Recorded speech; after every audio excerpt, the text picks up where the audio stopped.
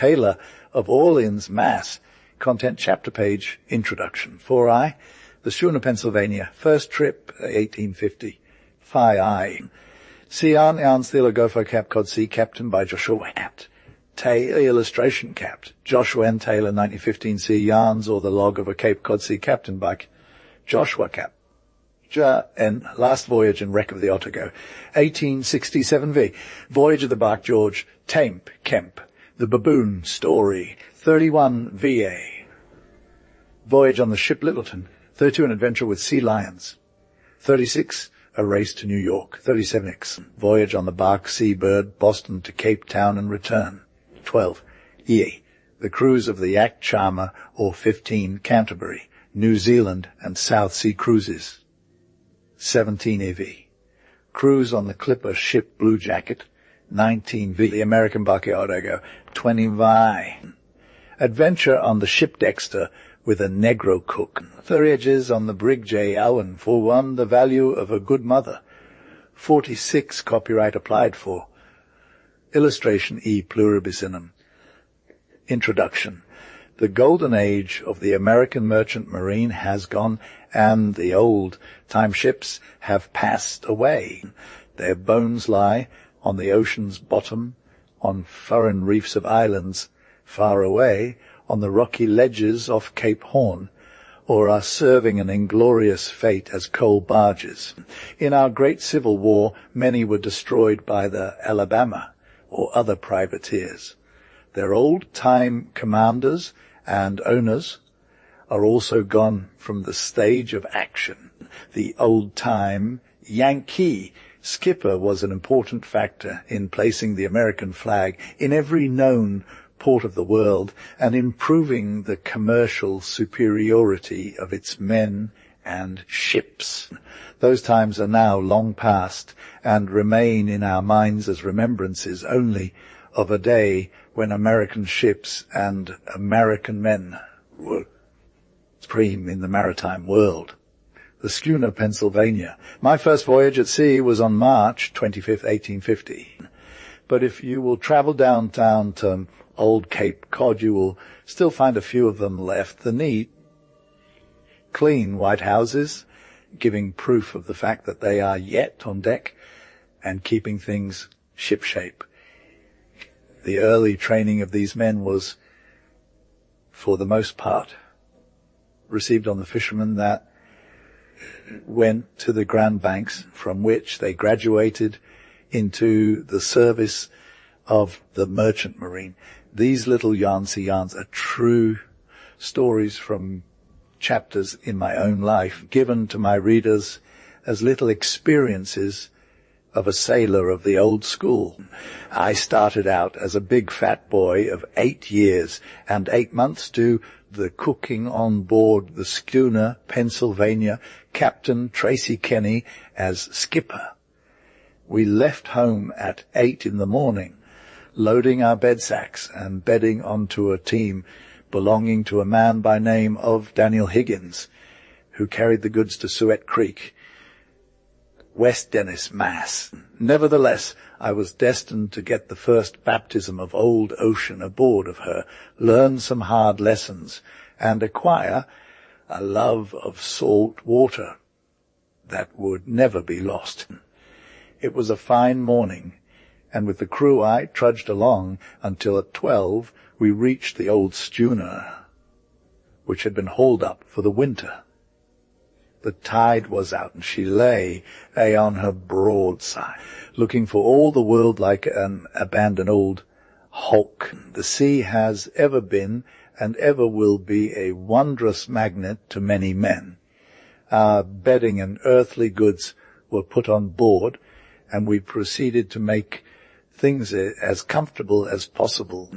Each one had his little sugar tub with grub enough to last until we reached Boston, where we were going to fit out with salt and provisions for a voyage to the Grand Banks. The anchors were placed downstream, and the vessel was hove off the bank and put downstream alongside a small wharf, where our sails and gear were stored in a shed. The men bent sails and rove gear and made ready to start for Boston. In the meantime, I had been cleaning up the cabin, scrubbing the rust from the stove and greasing it. I had no cooking to do, only to make tea and coffee, set each man's tub by his side, when they all fell to and helped themselves. The stench from bilge water and mustiness, as the vessel had been closed all winter, was something terrible, and the stove and pipe were covered with rust half an inch thick. The schooner was lying on her port bilge, and there was hardly room to stand up. Yet late in the afternoon the tide came in, and it was more comfortable. I was a great mother's boy, and would have given all I possessed could I have been back with her. Our plates, knives and forks were of ancient type, tin plates, iron spoons, and knives and forks, which had to be constantly scoured with wood ashes to make them presentable.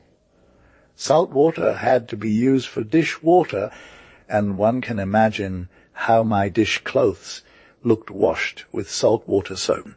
It seemed cruel to me then, and has many times since, to think that a boy less than 9 years old should have to leave home to help support the family. While the grease was on the stove, I had the fire going, and the companion was full of smoke. Every few moments, one of the boys would shout down to me, "Cookie, your dishcloths are burning on." On the morning of the third day after leaving home, we dropped down the creek into Barnstable Bay and made sail for Boston.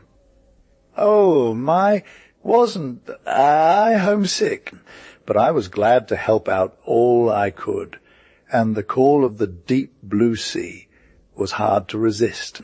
But such were the economic conditions of the times that all were obliged, when families were as large and as poor as mine was, to contribute to the general support. We had a fine run to Boston, and at sundown was alongside the wharf at Chelsea, Mass. There we took on board 75 hogsheads of salt the fish we expected to catch.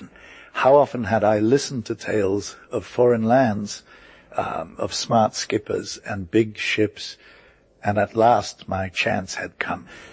My salary was the magnificent sum of $45 for the season and 50 cents per 100 for every cod fish that I caught. I waited for him outside. At that time the bow sprits of the vessels stuck over into what is now Commercial Street, but which at the present time is all filled in.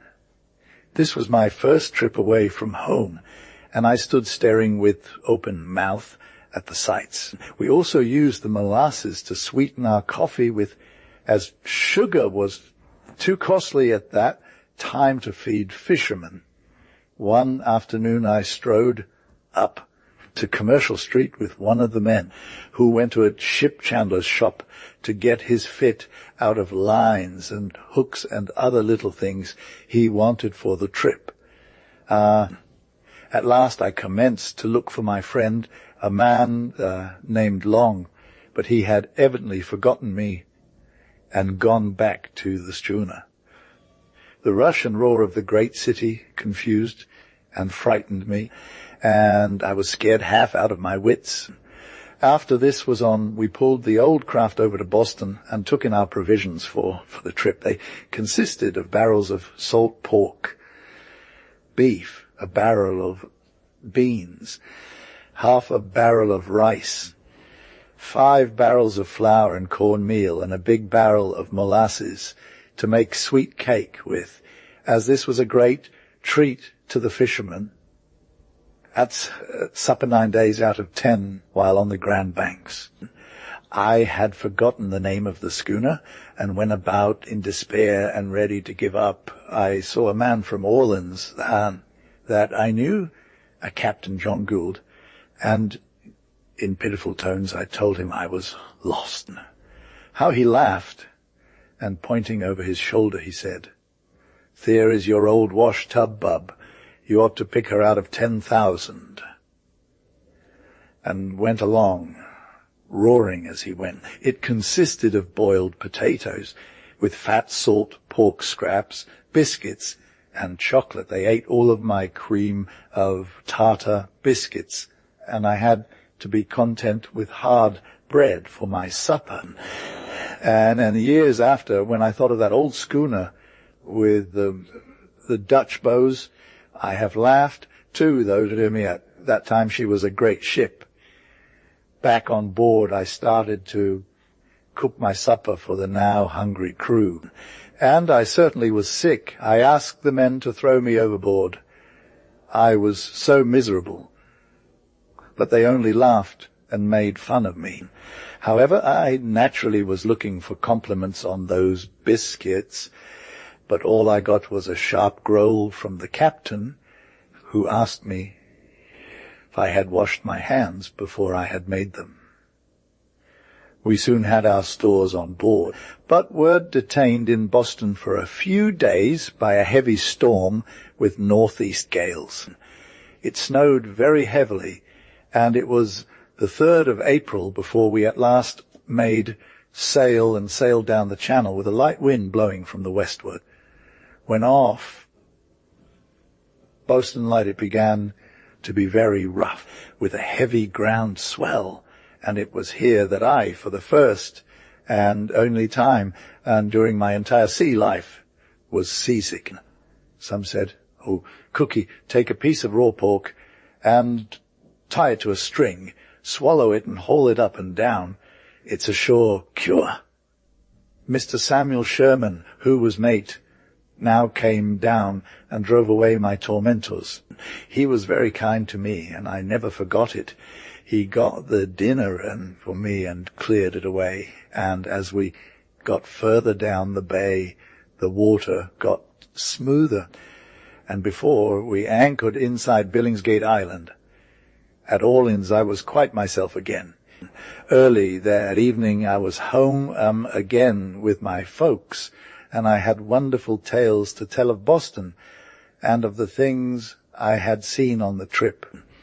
When the captain judged himself near the banks, we often sounded with the lead and line, and on the evening of the 7th day out from Cape Cod we baited up our lines and threw them overboard. We took on at that time about 50 barrels of water. We then took our departure for the Grand Banks, steering to eastward for a distance about 900 miles, passing north of Sable Island, and running free most of the way by dead reckoning. In the old days, it was the custom to stay in the home port after fitting out for a trip of fishing, and to remain there a few days. We then went to Provincetown and took on fresh water, which was put in barrels, stored in the forehold, and chopped up with wood, which we used to kindle the fire with. As soon as the lead struck bottom, they had a bite, and the captain shouted out, "Let go the anchor, we are right on top of them." Sure enough, up came a fine pair of cod, fish weighing about 10 pounds each. Down came all sail, and we played out about 100 fathom of cable, made it fast around the windlass, put our riding sail up aft to keep her up to the wind and steady her. We set a big lantern on a pole out aft, and then all went below to make up the anchor watch. We divided up the time from 8 p.m. to 5 a.m., which gives each man the same amount of duty. In the locality of the Banks, one encounters a great deal of fog, so much so, in fact, that it is impossible to tell whether the next hour will be fine or clear. It is so thick that at times you can barely see the hand in front of the face.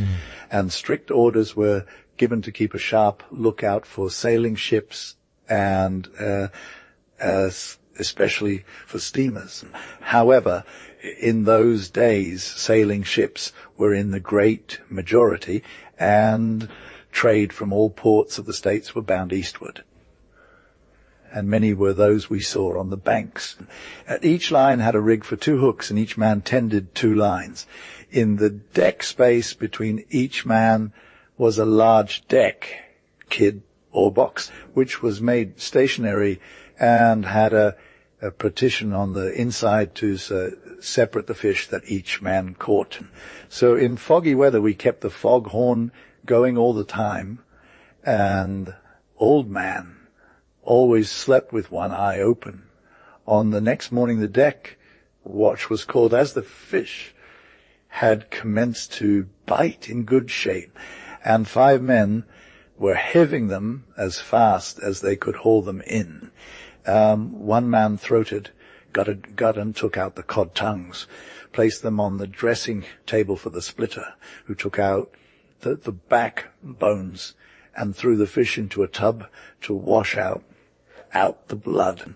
Each gang fished for 2 hours, and then the watch was changed. Then they counted out the number of fish that each man had caught and threw them into the main deck. Kid, or dressing bin, cleaned their fish and prepared them for the salting process which takes place in the hold of the schooner.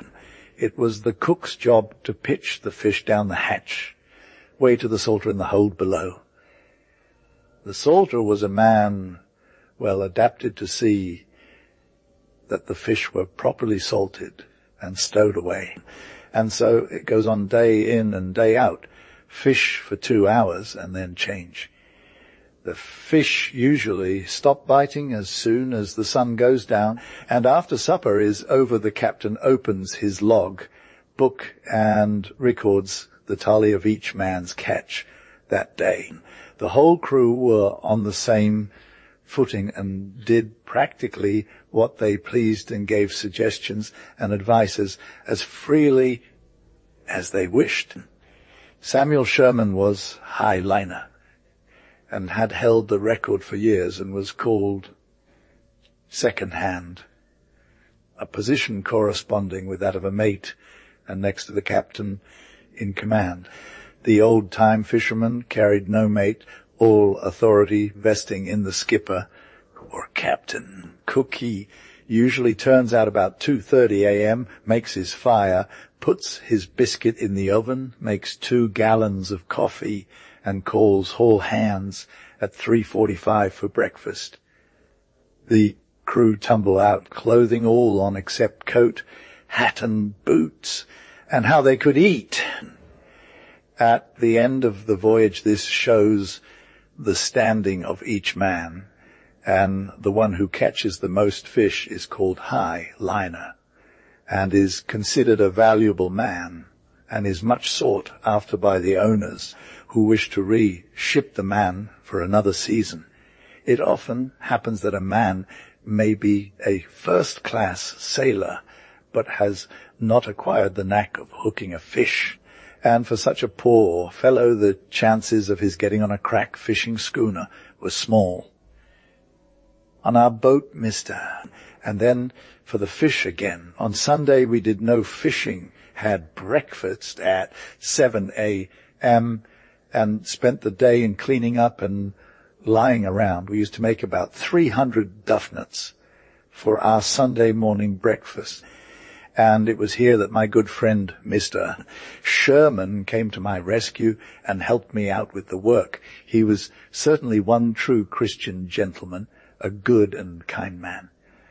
Our Sunday dinner was salt horse, or boiled dinner, with a larger steamed apple duff of dried apples. And for supper we always had fried mince, pies.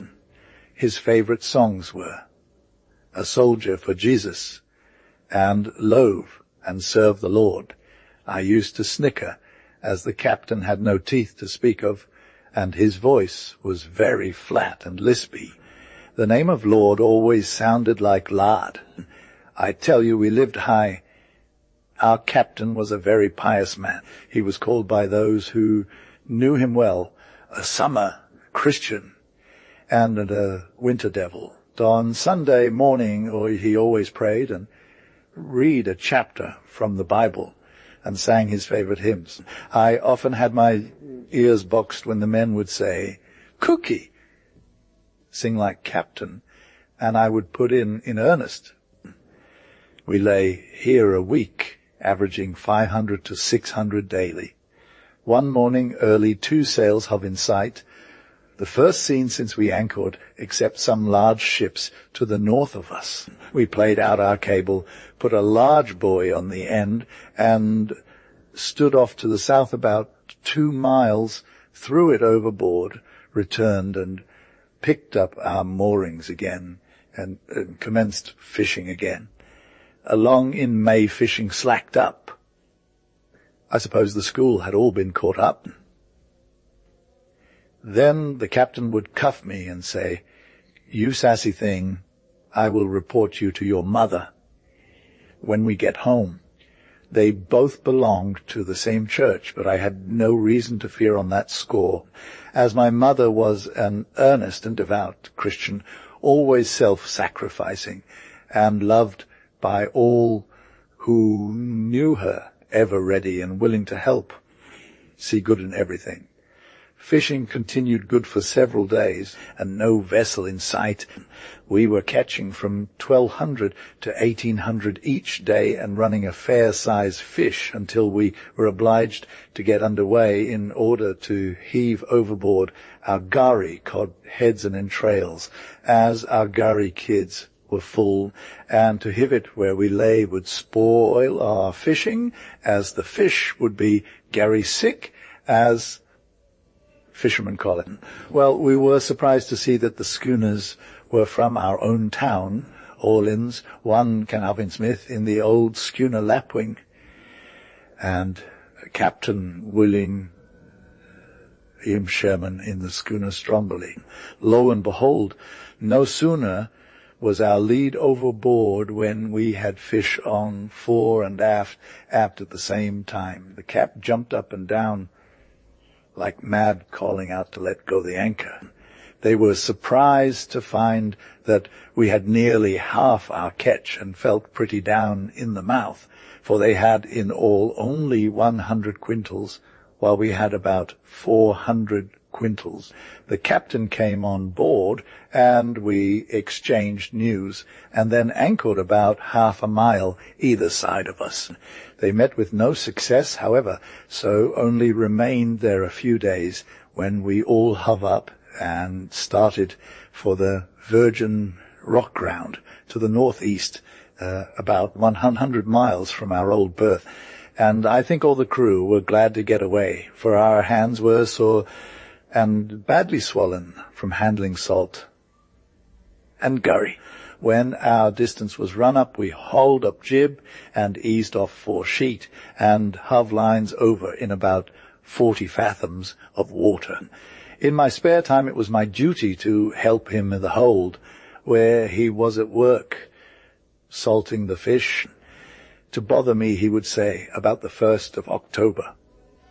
But my good friend Mr. Sherman would tell me that July 1st would find us all cleaned up. It was estimated we had about 650 quintals in our hold, our whole capacity being about 850 quintals. About this time I began to get anxious. Possibly it was homesickness, but I kept asking the captain, "When are we going to wet our salt?" That was the term we used to show that our salt was used up. Over she went, and it was only a few moments when sails were furled and the watcher had their lines out with fairly good fishing. But we were on a small patch of ground, and every time the tide turned, the vessel would swing round and strain, and in this position we could not get a bite. But when she swung round again, the fishing was good again. This was our second berth for 3 weeks, yet we were compelled to cable again as before and stand off to heave off our gurry. I used to bring the salt to him in a half-bushel measure, and you may be sure that I spit all of it, that the salt would be used up all the sooner, and we could be on our way back home. My position for fishing was aft over the stern, and up to this time good luck had been with me. At night, when we reported our daily catch, the captain asked me if all my fish had eyes, but I did not understand what he meant until a loud roar or laughter from the men showed me that he meant to insinuate that I had been cheating in my count. I would ask him if he thought he was getting salt enough on the fish to keep them from turning red, and how he would laugh. I watched the salt bins and prayed that they would soon be empty.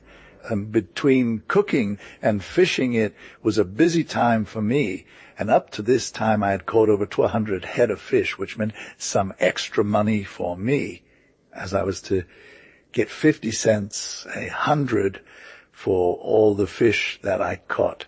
We had fish choders for supper every night while on the banks, and you may be sure that the fish was fresh, because scarce 1/2 hour would pass before the fish would be in the pot. At this I burst into tears, but again Mr. Sherman came to my rescue and soundly berated the captain for continually picking on me.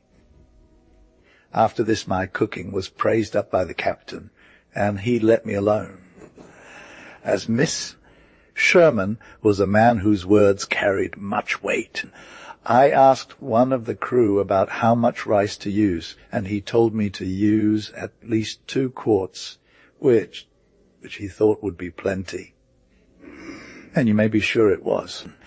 The previous winter at home my mother had taught me how to make bread and other things, but some of them I had forgotten, especially in regard to the boiling of rice. On this particular occasion, I was ordered to prepare a supper of boiled rice and bean soup. I put it to soak in my big boiler on the stove, and as it commenced to cook, it began to swell and soon ran over on top of the stove. How many boys of this generation can say that they passed their 9th birthday in such a position? I commenced to shift it into my other kettles, and soon had them all full, and the water bucket besides. On this glorious day we were to start for home, and on this day I was just 9 years old, but the fact that we were to start for home was celebration enough for me. By this time the joke was known all over the boat. When the captain came down, he said, "Cookie, are you sure you have saved out enough rice for yourself?" But I answered him right off, "Yes, sir, 2 buckets full," at which they all had a hearty laugh, but you may be sure that they did not fool me again. On July 21st, 1850, we had wet all of our salt, and the schooner was laden deep to her scuppers. Thankful they should be that times have improved so that such work at so early an age is not often necessary. We ran our flag to the mast.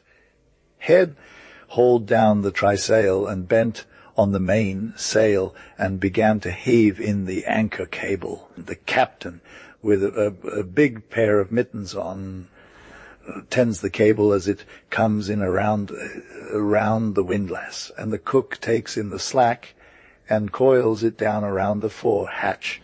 Quite a job for an able-bodied man to attend to, but boys in those days often were able to do the work of a man. While heaving up the anchor, our merry crew sang shanty songs, and when the anchor was up, all sail was made, and we were off for Cape Cod with a light east wind. Watch was set with 2 men in each watch of 2 hours each, and then I began to count the days it would take us to get home. One could smell the land and the salt hay, and oh, how beautiful and green the land looked to me. We rowed up into the town creek, and each one started to walk to his home. All of my belongings were in a calico pillowcase, and I was barefooted, but I ran nearly all the way home, some 2 miles distant, and never before nor since was I so glad to get back home. A few days after I heard the captain say we were in the latitude of Cape Cod, and thought sure we must soon be home, but learned afterwards that although in the latitude of the Cape, we were a long ways off from it. Our homeward journey was a pleasant one, and in about 8 days we anchored inside of Billingsgate Island on a fine morning about 8 o'clock. I was dirty as a pig, but fat and healthy, and Mother laughed and cried over me as she welcomed me home.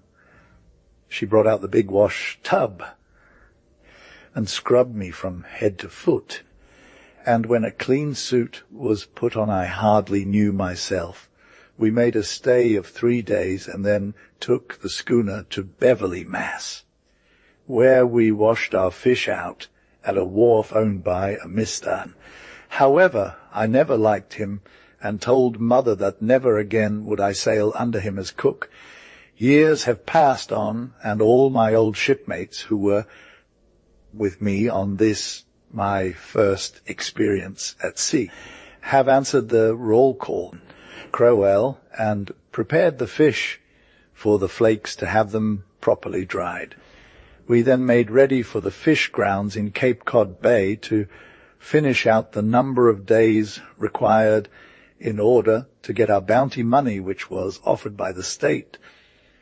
Then, when the tide was up, we went into Provincetown and fitted out for fall mackerel fishing, or otherwise termed hooking, and went down on the main coast in out several harbours and keeping with the fleet. Our old craft met her fate years ago, and Cookie is the only survivor, although I have passed the allotted 80 years and 10. I still look back on my first sea trip without regrets. We made a very successful season of our fall fishing, and the shoresmen cleared something over $700 to shore, a rich voyage for those days, while I, poor Cookie, lay laboured and toiled from March 25th to the 23rd of May for the magnificent sum of $45, together with something like 15 for extra fish caught. The captain was a crafty old soul. He reported to my mother that I was the best boy and best cook he had ever had, but he failed to report to her what a sassy boy I was. The men of these days were true men, God-fearing and honest and upright in all of their dealings. As seamen, they were unequalled or surpassed by none. Our crew consisted of 6 men and 4 boys before the mast. The captain was a big, powerful man, very nervous, and always finding fault with someone or something. And his special trouble was the weather. The chief officer was a brother of the captain, Prince Harding Taylor by name, and a man by name of Harding as second mate, all officers hailing from Chatham, Mass. The captain had his wife and 2 children with him, one a boy about 7 years of age, and the other a babe of 18 months. When it was fine, we were going to have a storm, and when it was a fair wind, it would not last long, and so on day in and day out, always in a stir.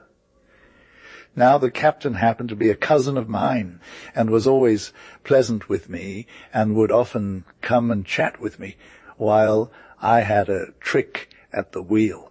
But should any officer or man suddenly make his appearance, he would damn me, and order me to mind my course, and not be gazing around. And I would always answer, aye, aye, Serp. This always gave the men the idea that I was as very harshly treated by him, and they were very ready with sympathies. Although the barque was a small one, not over 450 tons, one would have thought at times that she was a 4-deck ship by some of the maneuvers we went through. Every week we had to holystone the decks, wash and wipe off the paint, work and swab up the decks at 7 and bells in the morning when we were supposed to be through cleaning. Every other night the starboard watch had from 8 to 12 midnight and from 4 a.m. to 8 a.m. when we had breakfast. In this way we changed the time and evened things up.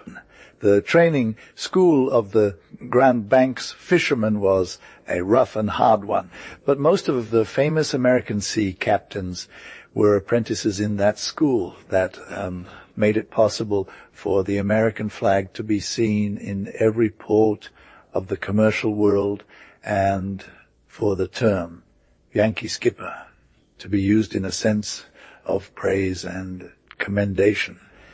The Great Civil War, the introduction of steam, and the unwise acts of a national Congress have caused American supremacy in the shipping lines to be destroyed. But it is to be hoped that the future may bring forth a solution of the problem that will once again put American ships under American skippers on old ocean's bosun, and once again send our flag to the uttermost corners of the earth. Illustration Voyage on the barque Seabird. Captain John Taylor, Master. I made this trip while in my teens, and the voyage was out to Cape Town from Boston and return. We would then trim sails fore and aft, and the watch would be relieved and go below for breakfast, and we would be off duty until 7 bells or 11:30 a.m. Those who were asleep would be called to dinner so as to relieve the other watch at 8 bells or noon time. Instead of passing us under our lee, as is the custom, she hove down her wheel and shot across our port quarter, taking the wind out of our sails, which almost calmed us. Our skipper was now boiling mad. In a short time we made her out to be a large, full-rigged ship, coming down on us with all sail set, and with her port studding, sails rigged out. She soon came up to us, going very fast and sailing at least 2 feet to our one. She was a beautiful sight, carrying an immense spread of canvas, and her decks crowded with passengers. He then hailed us, but our captain was so mad that he could only swear and rave at him for an unwashed son of a sea dog. At 2 bells or 5 o'clock in the morning, we always commenced to wash down decks and clean things up for the day, except in stormy times when we were kept at work below or in the deck house. When nearing the equator on our outward bound trip, I was at the wheel one morning from 8 to 10, and as sailors are always scanning the horizon, I saw a sail coming up from Aston, and, as is the custom, sang ho. The captain said, "We're away." And I answered, "Did Aston, sir?" "What?" He then told me to attend to my steering and never mind what was going on Aston. To cap the climax, the big ship's band struck up, the girl I left behind me. She proved to be the old American ship Red Jacket, sister ship to the famous Blue Jacket. She was bound for Melbourne, Australia, and was out of sight in a short time. The pantry door opened off the main deck from the starboard side, and one man would always watch to see that the officer of the deck remained on the quarter deck, and if he changed his location, the signal would be given, and whoever was in the pantry would slide out on the main deck again. For several nights I did the foraging, and my chum kept watch. From the several cupboards in the pantry, I would select pie, cake and chicken, and carry them forward to the forecastle, where they would be stowed away and eaten at our leisure. Our captain continued to rave and swear about the damned lime juicer, as long as she was in sight. Some of our night watches while passing through the tropics were lovely, and one would feel like having something to eat if he could only have access to the cabin stores. We soon learned the location of the cook's pantry, and would often explore it when the officer of the deck was not near us, and appropriate for the good of the watch, whatever tidbits we might run across. One morning, when I was at the wheel, the first table in the cabin were at breakfast, I heard loud talking between the captain and his brother, the mate. Harding, eat all you want at the table, but quit cleaning out the pantry at night. This led to another denial from Miss S. It was customary for both watches at midnight to smoke and talk for about half an hour, so all hands set to and cleaned up the stolen grub, which was, as I knew, well dosed with the gelatin. Harding and I heard the captain say, "By God, I'll find out the thief." It was extremely funny, and I could hardly keep from laughing out loud. Later on in the morning, the captain came to me and said, "Have you seen any of the sailors going in the cabin at night time?" How? I was not a sailor, but had shipped as an ordinary boy, so I replied, "No, sir." Just before this row, I had heard the captain's wife say, "Steward, bring out some of that cold chicken that was left over from yesterday." The coloured steward replied, "Dar is none. Dee done eat him all last night."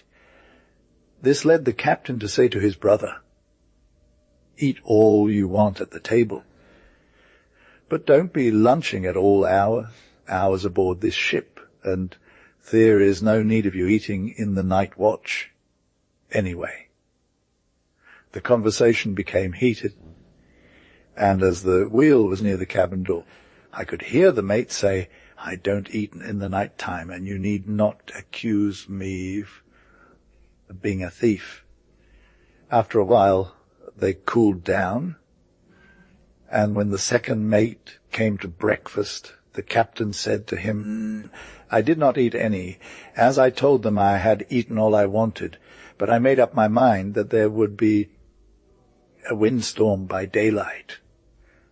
Sure enough, they commenced to feel the effects of the medicine, and were soon grumbling and rubbing their stomachs. I said to them, "Well, it looks like Asiatic cholera, as we are in the tropics, and liable to get these sort of things." At 2:00, the starboard watch were so sick they could not go on duty, and at daylight reported to the captain, who sent for them to come aft. The captain said, "What hurts you?" They answered, "Pains in the stomach and bowels, sir." "What have you been eating?" was his next question. "Nothing, sir, outside our regular grub," they replied. "You act as if you had taken poison. Go forward, you thieves. Now I know who has been stealing my cabin grub." He then called me aft and questioned me sharply, but I was innocence abroad. I have seen cake crumbs and pieces of pie about, but supposed it was something the steward had given the men, and had I seen anyone in the pantry stealing, I would have felt it my duty to have reported it to you. "Well, by God," he said, "we'll find out who has been stealing aboard this ship." Then he called the steward aft and said in my hearing, Steward, make up a batch of cake and some dried apple pies, and dose them heavy with jalap, which I will get you from the medicine chest. Now, jalap is a very active purgative, and in a strong dose causes free movements with some pain and griping, so I concluded to say nothing and await results. That night, when all hands were in the forecastle, except the man at the wheel and the lookout, the crew said to me, "Now, Taylor, get us some pie and cake." I replied, "Not on your life, you will give me away." They all swore strict allegiance, so at midnight I yaffled 3 pies and a loaf of cake from out the steward's pantry and brought them into the forecastle. This ended the cake walk, and there was nothing missing after that. The remainder of the outward voyage was very quiet, and we soon came to anchor in the open roadstead at Cape Town, in one of the finest of harbours on the African coast. After discharging cargo, we took on board a cargo of dry and salted hides, sheep, skins, and wool. This kept us in Cape Town about 4 weeks, and we had ample time to see the place to our heart's content. The harbour was filled with ships from all parts of the world, and many English warships were there at that time, so there was plenty going on to make things interesting for the sailors. On our return trip we had pleasant sea and trade winds, which carried us along to the island of St. Helena, where we stopped for fresh-up provisions and water, and were given a run ashore to visit the final resting place of the great Napoleon. One little incident occurred on the return trip. The captain's little son had a small cart, and as he was up early every morning, would run back and forth on the deck, making plenty of noise and keeping the watch below, who had turned in, from getting their sleep. Next morning there was a big row. Little Johnny couldn't find his cart, and all hands were called aft and questioned, but nobody knew where the cart was. This duff is like dumplings and filled with raisins. Dried apples or currants is one of the sailors' favourite dishes. We protested, but it was the Captain No Use that ordered the storeroom opened, and overboard went 8 barrels of potatoes. The captain was very angry. The crew did not dare to say any more, but I said I would report to the owners when we got to Boston. We had protested to the captain, but of no avail, so we drew lots to see which one of us should dispose of the cart, and it fell to me to do the deed. I afterwards learned that my name had been slyly written on all the slips, so they played it on me anyway, possibly as retribution for my silence in regard to the jalap being put in the pies,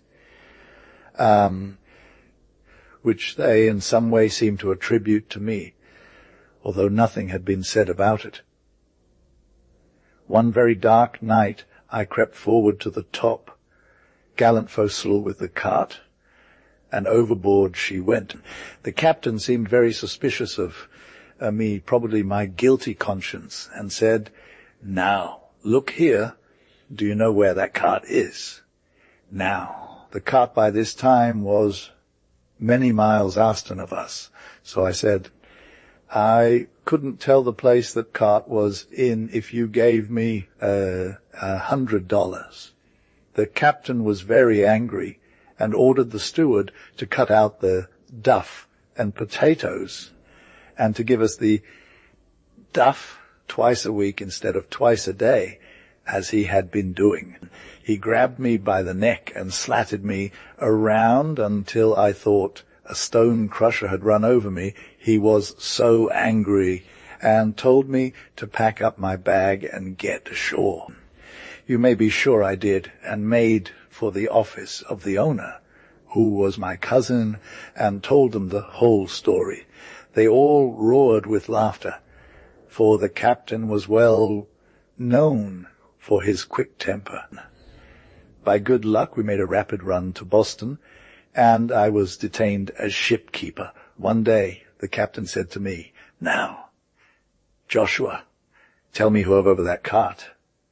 I said, "Will you hold me harmless and protect me if I tell you who did it?" He said, "Yes, I will, but I would like to know, and you can tell me now that it is all over." So I told him that I did it. They gave me a note to carry back to the captain, which ordered him to keep me until further orders. The yacht Charma. I took this yacht from Sag Harbor, New York, around to Boston, and there fitted her out for the passage to New Zealand. And although this yacht was but 64 tons, we made the record time of 82 days from Boston out to Littleton, New Zealand. Second mate Kenrick and his brother Benjamin, who was before the mast, were both natives of my town. They both left me in 1864 at New Zealand and remained out there. The mate died in 1906, and the other, I believe, is still living now at Christchurch, New Zealand. As this was my first command, and as I was but a boy, I did indeed feel proud, but most anxious. The yacht was built of white oak, copper-fastened, drew 13 foot aft and 7 foot forward, and could sail like a bird.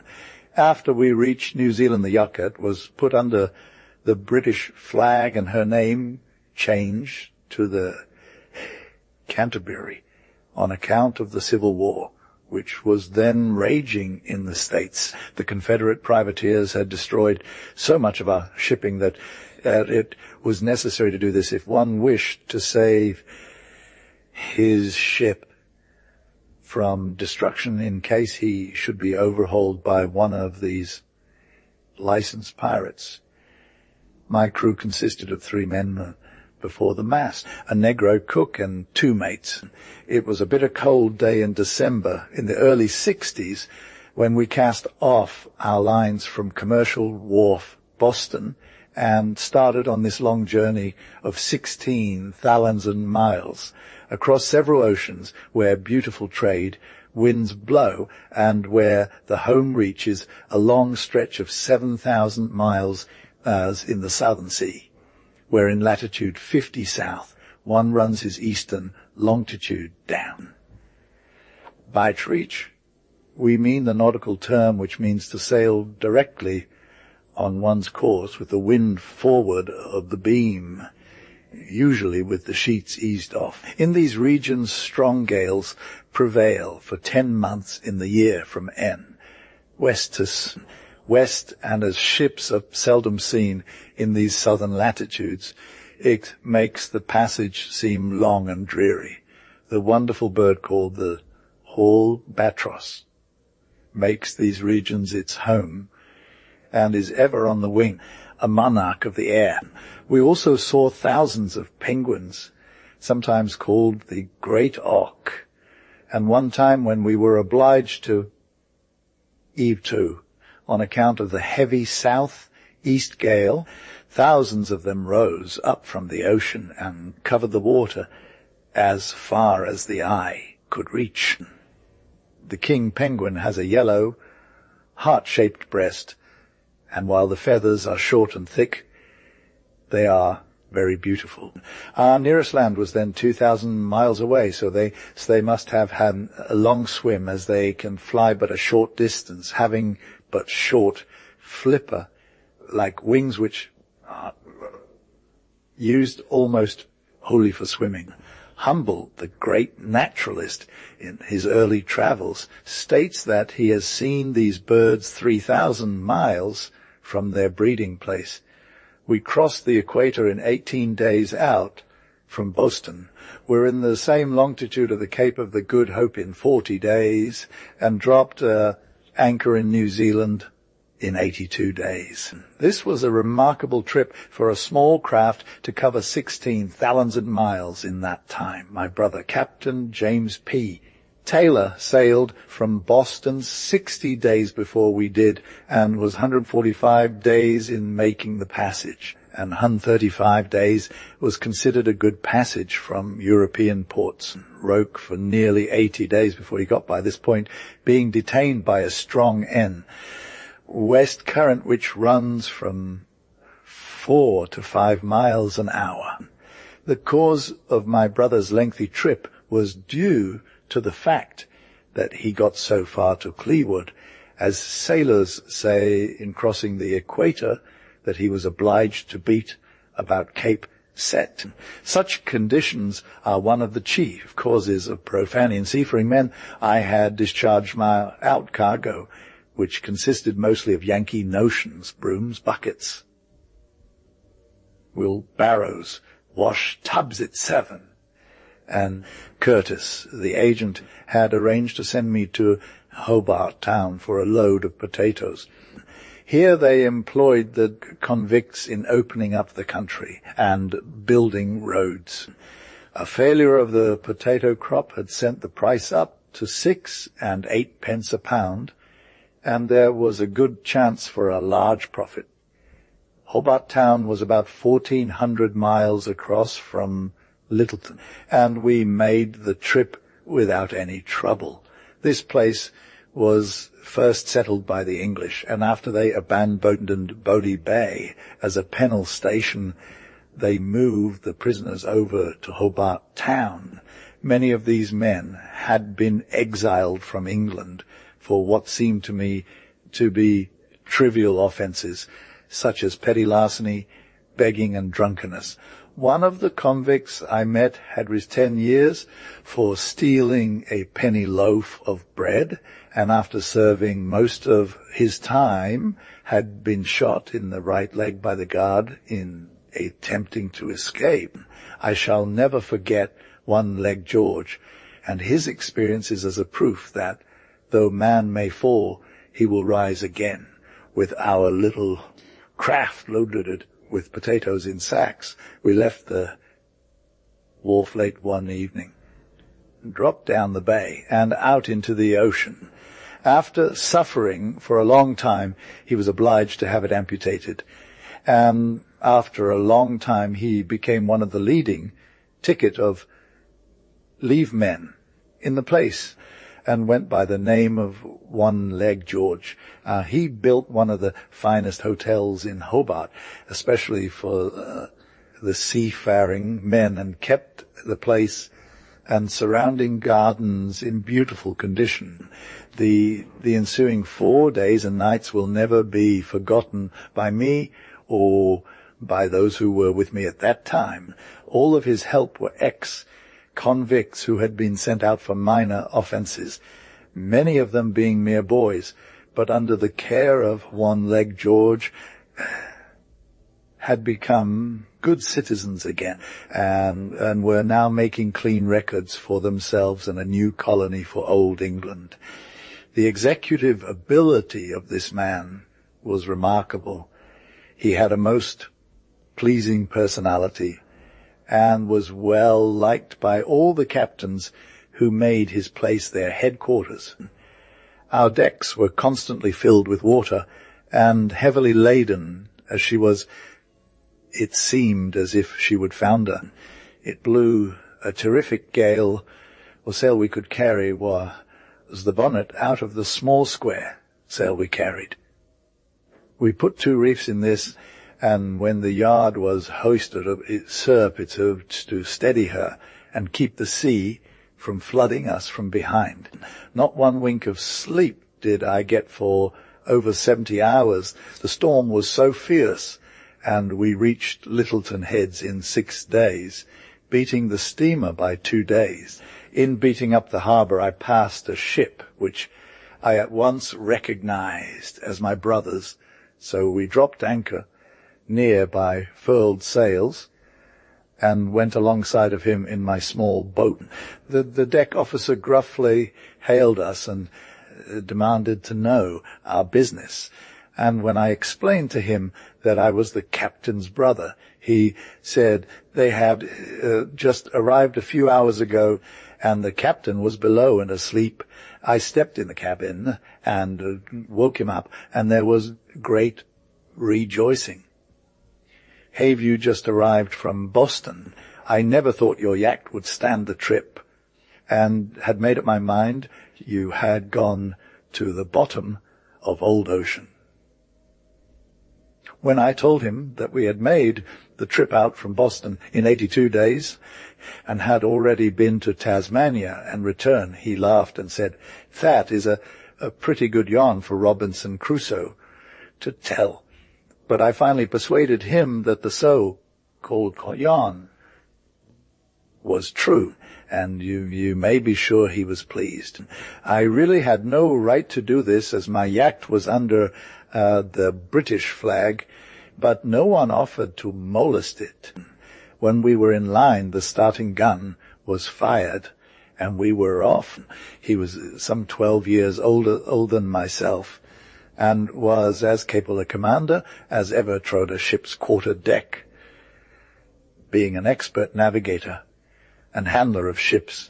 The next day, the Littleton Times had quite an article in it about the little yacht and its remarkable trip out from the States and the meeting of the brothers. After leaving the sea, my brother went to Chicago, became a broker, owned change, associated with the famous old Hutchinson, and for years was a familiar figure in the stock exchange, and was called by all Captain Jim. On his 83rd birthday, he dropped anchor forever, and one more of the old-time American sea. Dogs passed on. While in Littleton, the news reached the destruction of the Alabama. I immediately ran up the American flag and kept it up all that day. We made everything ready. Although our suit of sails were of English make and fitted badly, they were adapted to heavy weather, which, should it blow hard, would be in our favor. The morning of the race came, and with it a heavy wind, and at 10 a.m. we maneuvered around the guardship for position. Now he was obliged to take in his light sails, and even then was making bad weather. The course we were to run over was down the harbor to the heads or entrance, where we were to round a large red buoy and then run back to the guardship. And our first trip around the buoy, the Englishman beat us by at least a quarter of a mile, but when we rounded and hauled up against a strong wind, we had him.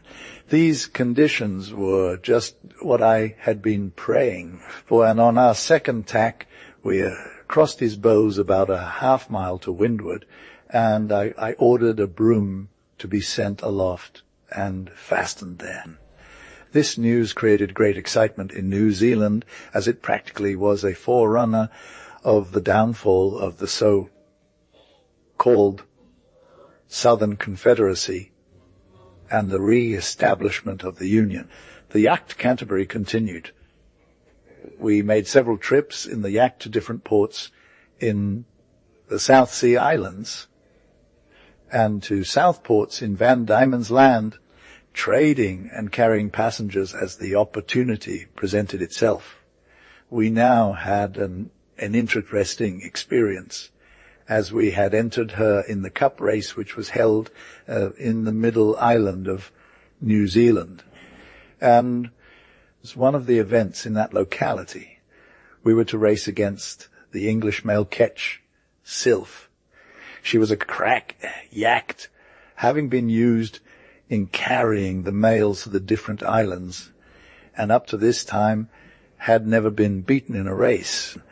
On our last leg, the waters were covered with white caps, and we pulled down all our headsails as we rounded the guardship for the last time, a winner. I now hoisted the American flag in the foremast and set our British ensign over the stern. I did this as On our first trip down, he had passed us, and when he went by, it hung a line over his stern, indicating that he would tow us in, but he had commenced too soon. We rounded the guardship on our first turn about 20 minutes ahead of him, and the natives were yelling like mad. About we came and started down the harbour on our last leg, the wind increasing all the time so that we were obliged to reef our mainsail. As we passed the Sylph, not a sound came from them. They knew we had them, and we certainly had them good.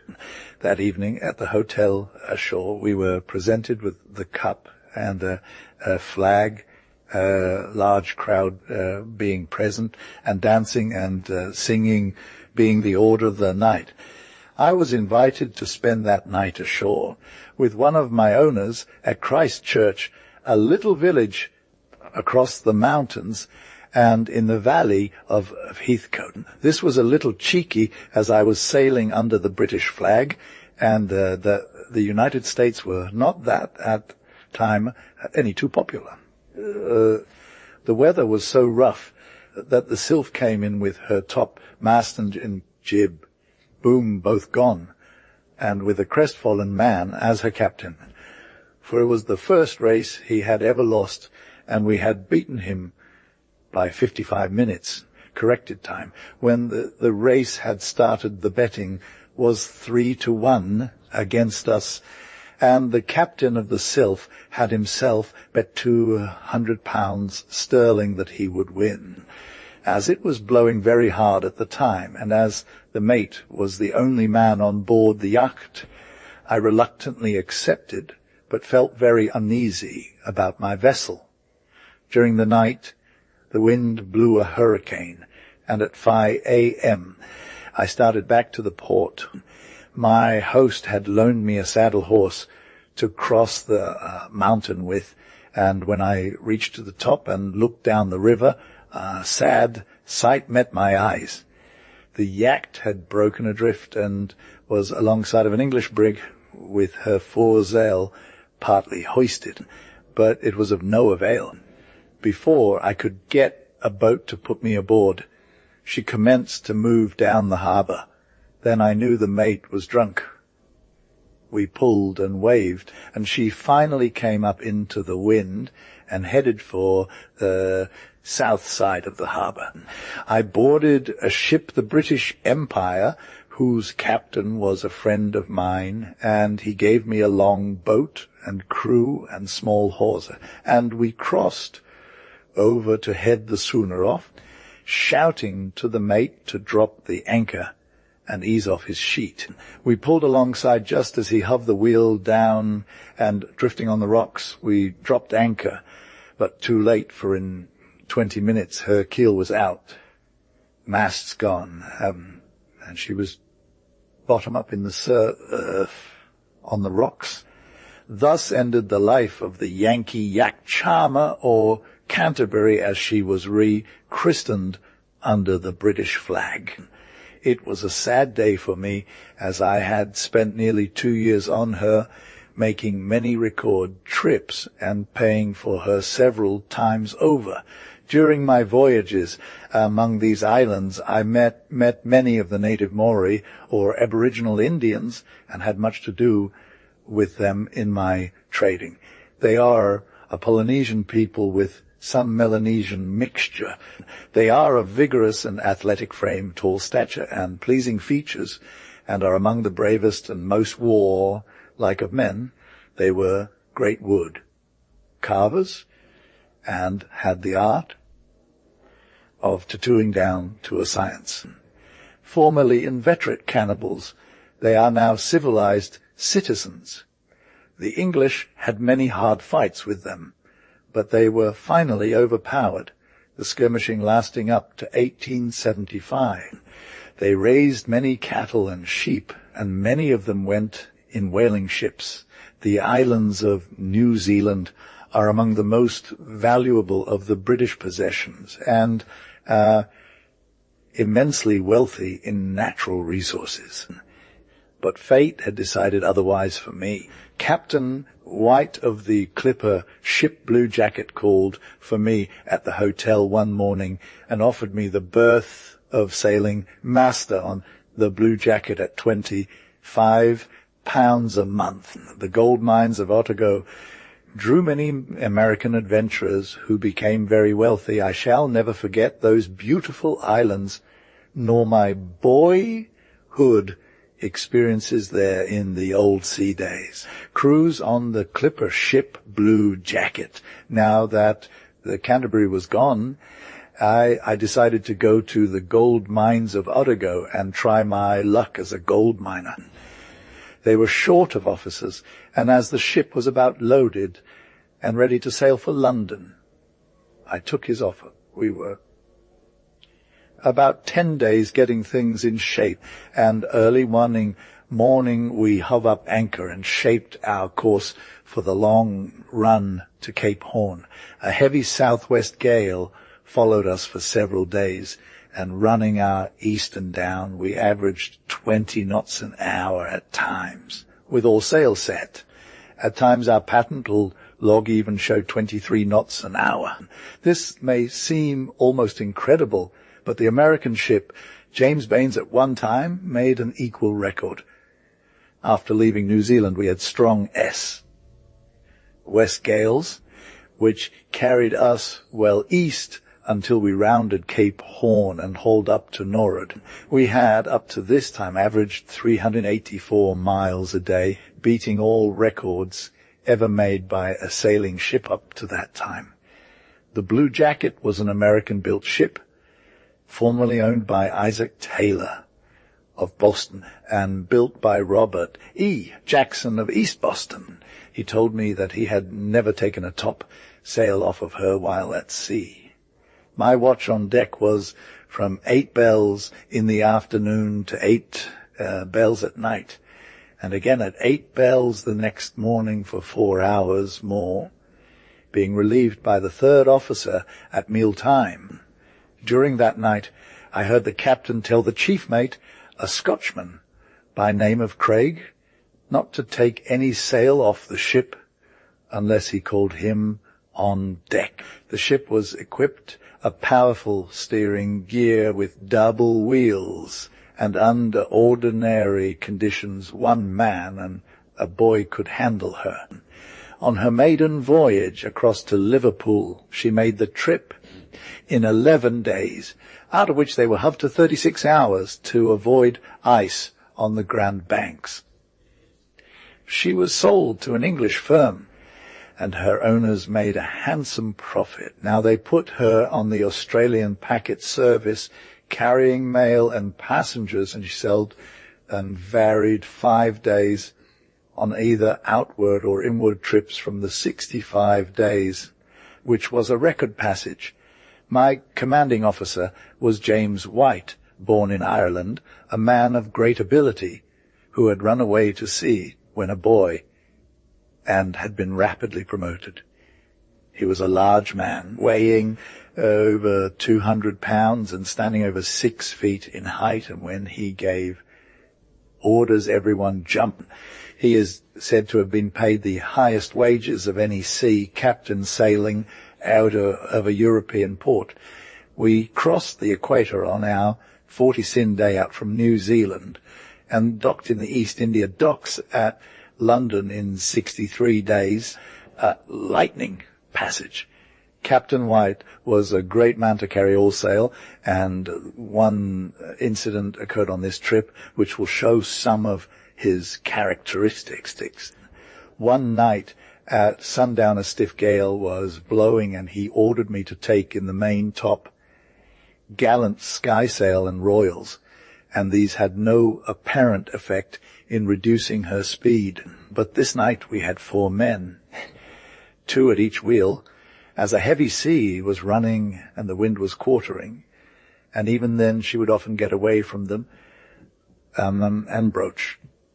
It required all their strength to get the wheels over so she would pay off on her course. At 4 a.m. the night was as black as ink, and at times the sharp lightning would blind one. I came on deck and relieved the officer, who said, "My God, if the captain don't take of this sail, he'll have the mast out of her." A little after one, well, we had a frightful squall strike us. I ran below and saw that the barometer had fallen, and calling for Captain White to come on deck, ran up the after companion way on to the deck. No sooner had I reached the deck than a fearful squall struck us, and the rain fell in torrents, and the ship fell rapidly off her course. I immediately ordered them hoisted again, and inside of 10 minutes she had the best of the helmsman and came to several points before she answered her wheel. I yelled out to let go the topgallant halyards fore and aft, and then she paid off on her course again. By this time the captain had reached the deck, and oh, how he jawed me for lowering those top-gallant sails. An old comber of a sea now struck her on the quarter, and tons of water flooded the decks, burst through the after companionway doors, and the water rushed into our main saloon, filling it 2 feet deep. Then the passengers commenced to yell, "We are sinking." They were soon pacified, however, and returned to their berths. In the meantime, Captain White had ordered the top-gallant sails down, and the ship was riding easier. I had felt pretty badly over the blowing up the captain had given me, but he now stretched out his hand to me and said, "Accept my apology. Mr. Taylor, you were all right, and the drinks are on me." Well, Captain White made his last voyage in the old Blue Jacket in the early 70s from Melbourne, Australia, with a valuable cargo and many passengers and a large shipment of gold. Neither the captain nor the ship has ever been heard of since. Some think the crew mutinied, scuttling the ship, killing the passengers, and escaping with the gold, who knows? A fitting end for an old sea dog, but hard for the passengers and crew. I now had a good opportunity to roam about the great city of London and visit the places of interest. But I never forgot his mania for carrying all sail, no matter how windy, and believed that she was wrecked in mid-ocean after she had become dismantled in some heavy gale, and then went down with all hands.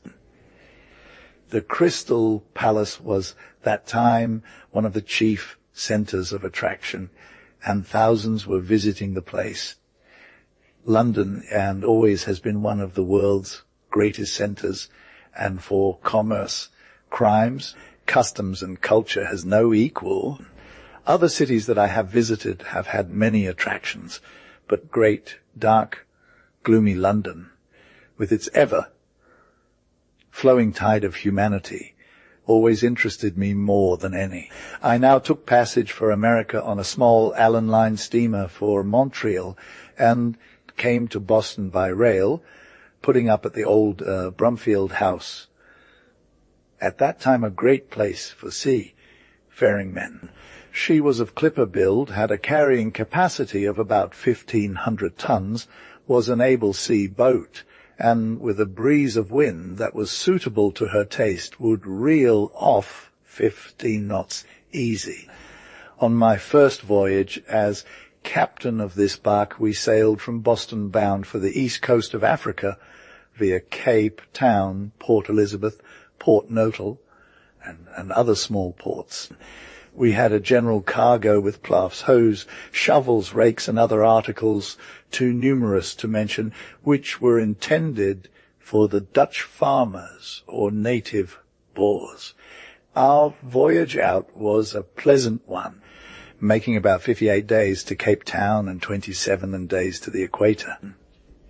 Presenting myself at 15 Kilby Street the next morning, where my owners had their offices, I was paid off and ordered home to await further orders.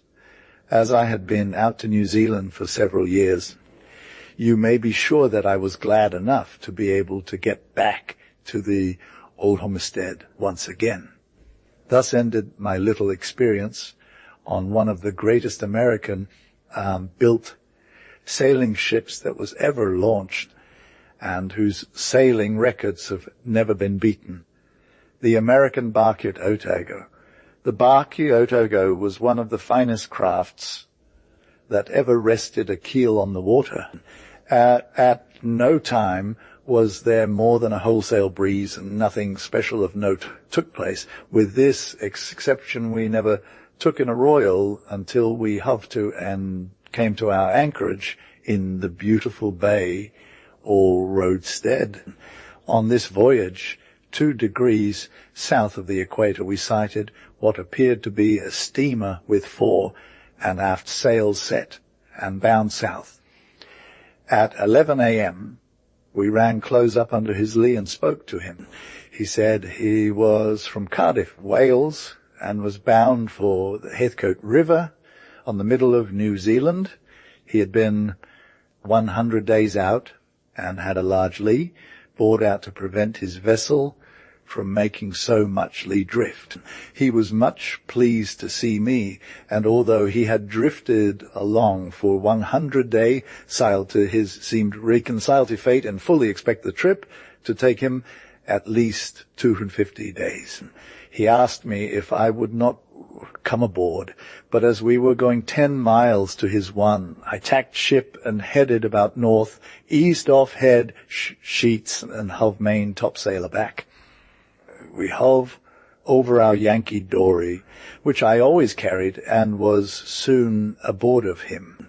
As I was familiar with the New Zealand group, and he had never been there before, I gave him all the information required, and tracked off on his chart for him the course he should pursue, and he was more than grateful. All this time, from 11 to 1:30, she had made about 7 miles. Her main topsails were braced up and sheets taken in, and about she came like a race horse, thing of life. He had his wife and child with him, a gay little girl about 10 years old. We had dinner and a glorious old talk. He put out his best, plenty of wine and beer, and at 1:30 p.m. he hoisted signals to our barque to come on. She did look so handsome coming down, and seemed to say, "I will show you my heels in a short time." About 2:55 p.m., according to record, the chief officer, Miss more to West, they are immense fellows, and their entire harness is made of trekto or raw hide. Harding brought her to, and I went on board, having greatly enjoyed the pleasant change of a visit at sea. We filled away and passed under the Comet's lee, saluting him by a rousing good cheer, such as can only be given by a sailor, and bidding him a pleasant bon voyage, and in 1 hour she was out of sight. When I left the Comet, a captain given me a large English market basket full of good things, a Yorkshire ham, English cheese, port, brandy and beer, and that night could not help thinking of that captain and his family wallowing slowly along behind us. At this time foal grass, in some places a foot long, had grown on the vessel's bottom, and in what a condition she must have been when, in 2:59 Zartrif, she finally reached New Zealand. 10 months later I had a letter from the captain saying, had it not been for my advice, he would never have arrived out, as it had been his intention to make his eastern or longitude no further south than 35. Instead, he went direct to 45, as I had suggested, and ran his eastern down in high latitude. Here in this southern belt, the winds blow 11 months of the year from West End. Imagine a picture of 15 yoke of oxen, or 30 in all, strung up to a crow wagon 30 feet long, a Kaffir boy at the head with the leaders, and the driver with a long bamboo whip in his hand. Ooh, and in this long stretch of over 700 and 500 miles, one seldom ever sees a sail unless overtaking some ship, or being overtaken by some ship bound to Australia or Van Diemen's Land, or perhaps to New Zealand. The never-absent companion of the sailor is the albatross, a large bird which often follows a vessel for long distances, and which Jack calls the spirit of a departed sailor. The barque Otago reached Cape Town, and after entering at the custom house and reporting to the consignees, we commenced to discharge that portion of the cargo which was to be landed, some of which had to be transported by bullock trams 300 to 500 miles inland. To these monstrous trick wagons are attached often some 30 or 36 Cape oxen. The campers or drivers are often 30 or 40 days on the way, and in the dry season, especially in the southern summer months, December, January, and February, the cattle suffer much for want of water, and travel in the night time and outspan in day, so they can feed and water their cattle if they are fortunate enough to find it. The Zaro, or headman, who has charge of the freight, is a native Kaffir. Under him are two drivers, one a young Kaffir, who is a leader, and who, when they inspan, directs the head yoke. This whip is a rod 20 feet long, with a whip lash over 80 feet long, made of dry hide, attached to the end, and is used in such a way that it will reach at any time any of the bullocks. The Kaffirs are men of great vitality and can endure great hardships, but are at all times most faithful and trustworthy. Underneath their wagons they slung their hammocks made from native jute butts and their cooking utensils. They can go days without food and then have a big feast, and it is said that 10 men could devour the carcass of a good sized bullock and never leave the table until it was all gone. Their pay in the early 60s was £1 sterling a month, and find themselves with no set hours for duty, and it often happened that they were on the road for 48 hours at a time. Today, rails and the steam engine do in an hour what in the old days took 10. Before we weigh anchor, I will mention my visit to Table Mountain, 8,000 feet above the level of the sea. We went round the Lion's Rump, then round and round, reaching the top at a.m. Such a wonderful sight I never before witnessed. The ship in the bay looked like a toy vessel, and the town itself was full of tiny houses. The top of the mountain was very flat, called Table Land from the flatness of the surrounding Table Mountain. Here is situated a lake, said to be in some places more than 200 fathoms deep, and filled with small thorny fish. This mountain is usually covered by a thick mist or fog bank, called by the natives and seamen tablecloth, but when it is perfectly clear one can depend on fine weather. A party of 16 men and women, led by Guide Wilson, started on our journey up the mountain by way of the bridle path. At 3 a.m., Judson, shanty man, started the crew up to sing the old shanty songs, such as Bunny was a warrior, I am going away to leave you, Santa Anna was a one-legged man, and numerous other songs. While heaving up the anchor, Captain Smith and his crew came on board to assist us in getting underway. A courtesy is usually extended in foreign ports by all ships. The heavens were beaming with stars, a bright moon was shining, and a light wind blowing from the southwest helped to make a lovely night, and a still one. We breakfasted and rested here until 11 a.m. and then gradually made our descent, reaching the town at 4:30 p.m., well compensated, although weary from our journey. I went to the end of the long pier, and signalling for my boat, was soon on my barque enjoying my evening meal. We started to get underway. I gave orders to the chief officer to heave short, loose top sails and top gallant sails, and it was done with a merry good will, as sailors are always glad to reach port and to leave it. At this time the wind had changed to northwest, about an 8-knot breeze, which was a fair wind to lead us around the Cape. The singing was fine, causing large crowds to gather on the pier heads, and the verandas of the houses were filled with people. The first officer shouted, "All away, sir," meaning the anchor was off the bottom.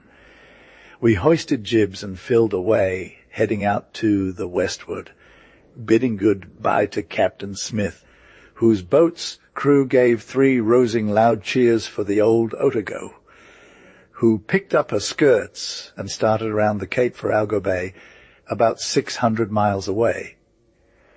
At 10 p.m., or 4 bells by ship time, we tacked ship and ran in to clear the Cape. We made the run to Cape Racine in 78 hours, hauled around to the north for about 10 miles and cast anchors, mooring the ship from east, north, east to southeast, with open hawse, as the sailors say. As the east wind comes into this bay and causes a very heavy swell, we adopted this position to make the ship ride easy and take off the strain on chain and windlass. After a gale is over, great care and watchfulness on the part of the officers is in this necessary, so that chain may be hove in or paid out when the wind increases, so as to avoid fooling the ankles. We now proceeded to enter at the customs and go through the regular formalities, reporting to Taylor Bros, the consignees, who were agents of Isaac Taylor, the ship's owner. While in port, I made my stay with them and was royally entertained. The wind often changes several times in 24 hours, and if the ship swings around, there is much hard work and time lost in clearing the foal chain. Some of the ships used a long shackle, which saves trouble, but was not considered as safe to ride to, as it did not give an equal strain on each anchor. Saddle, horse, and carriages were placed at my disposal, and we saw much of the country. An unfavorable weather landing of the cargo, as it was necessary to discharge into large flat-bottomed lighters, which could be used only in a fairly smooth sea. A large anchor is placed about 300 feet offshore, to which a hawser is attached and then made fast to one end of the lighter. On the shore end is another anchor fastened to forward end of lighter, and by manipulating these hawsers, the lighters are run back and forth and the cargo discharged.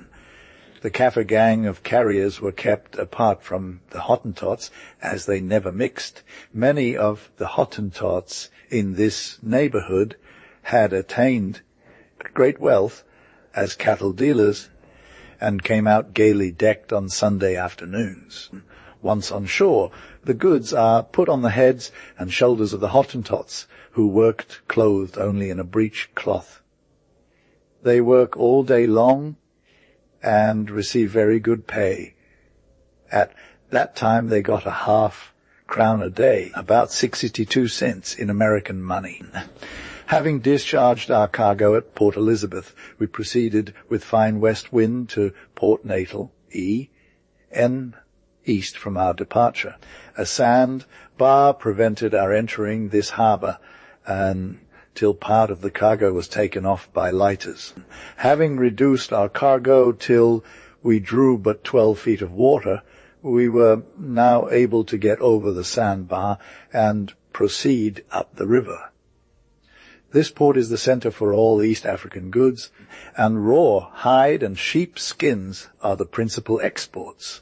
The Boer farmers bring in their goods in the bullock wagons, sometimes being 30 days on the road before getting into Port Natal. Here they rest up for a week and enjoy themselves drinking Dutch brandy. Then they load up with household goods and provisions enough to last them until next sheep shearing season. Many of the farmers were very wealthy, owning 75,000 head of sheep and cattle, visiting Europe every year and keeping well posted on market conditions. Game was very abundant, and the farmers were all expert with the rifle. In later years, this prowess was well shown in their dealings with the English army. We made the acquaintance of a Mr. Hoffenheimer, who had lost the previous night some 20 head of cattle by a tiger. He had prepared a large cage, baited it with a lamb, and the next morning was rewarded by catching an immense big tiger alive. European zoological gardens paid a big price for these fellows, and the skins were also valuable. We now put ballast in our barque and returned to Port Elizabeth to load with wool, hides and skins for Boston, Mass. At Natal we had taken on board Mr. Thompson and wife, who were bound out west to settle, and we now embarked 12 more passengers, who were a mixture of Dutch and Afrikanders, or native-born whites. These had made their pile and were returning to civilization to settle down. With a good easterly breeze and threatening weather, we got under way, close, hauled by the wind, and a heavy swell on. We stood south, hoping to clear Cape Recife, which we did without tacking ship. Next morning, in fact, it would have been difficult to tack, as we were too near the shore to wear ship. I ordered the lead to be hove, and fully expected to strike bottom every moment. After I had assured them that there was not the least danger, I got Mrs. Thompson to play a few good old Methodist hymns on the organ, and we all sang until confidence was restored, and all retired saying, "God bless Captain Taylor." The next morning at 8 bells, 8 a.m., the wind moderated and hauled round to the SS. However, under foresail, fore topsail, main topsail and main top gallant sail, she made splendid weather, although there was a very heavy swell from the east. During the evening, the chief officer had very foolishly told the passengers what a narrow escape they had in rounding Cape Recife, and it had caused considerable uneasiness among them as to their safety, for the wind was blowing fiercely east, and all sails were set, and we passed 24 hours in comparative comfort. The next day we made land about 50 miles to the westward of Cape of Good Hope. Here we passed several Cape fishing boats, fishing for the famous Cape Snook. By good luck the wind hauled around, and we headed up 2 points to eastward, and at dark, with the roar of the surf breaking under our lee, we cleared the rock. Outwardly I showed no nervousness, but I assure you my heart was in my mouth, and it was a happy moment when I shouted, "Hard up your wheel, brace in main and foreyard, and keep her west by south." It was now blowing a living gale, east-north-east, nearly astern, but hauling up the clews of our mainsail, we set the main top gallant sail, and sent up a silent prayer for safe deliverance. An easterly gale prevailed through the night, and our good ship bowled off 15 knots an hour until 8 a.m. We passed so near that many of the men, thinking we were going to run them down, shouted out to us in their Hottentot language.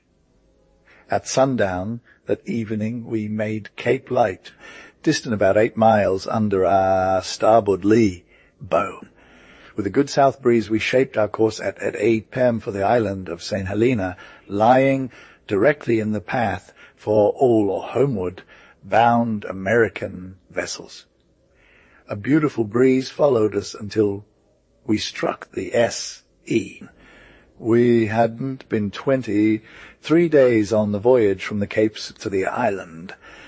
Most of the time the sea being like a mill pond, it was so smooth. Trades in latitude 28, and from there we had fine weather until we hauled to close under the land and cast anchor, and made famous by the exile of Napoleon. Casting anchor at early daybreak, and so close that our jib boom touched the rocks, found 20 fathoms of water, and after breakfast launched the boats and gave the passengers liberty to visit the island.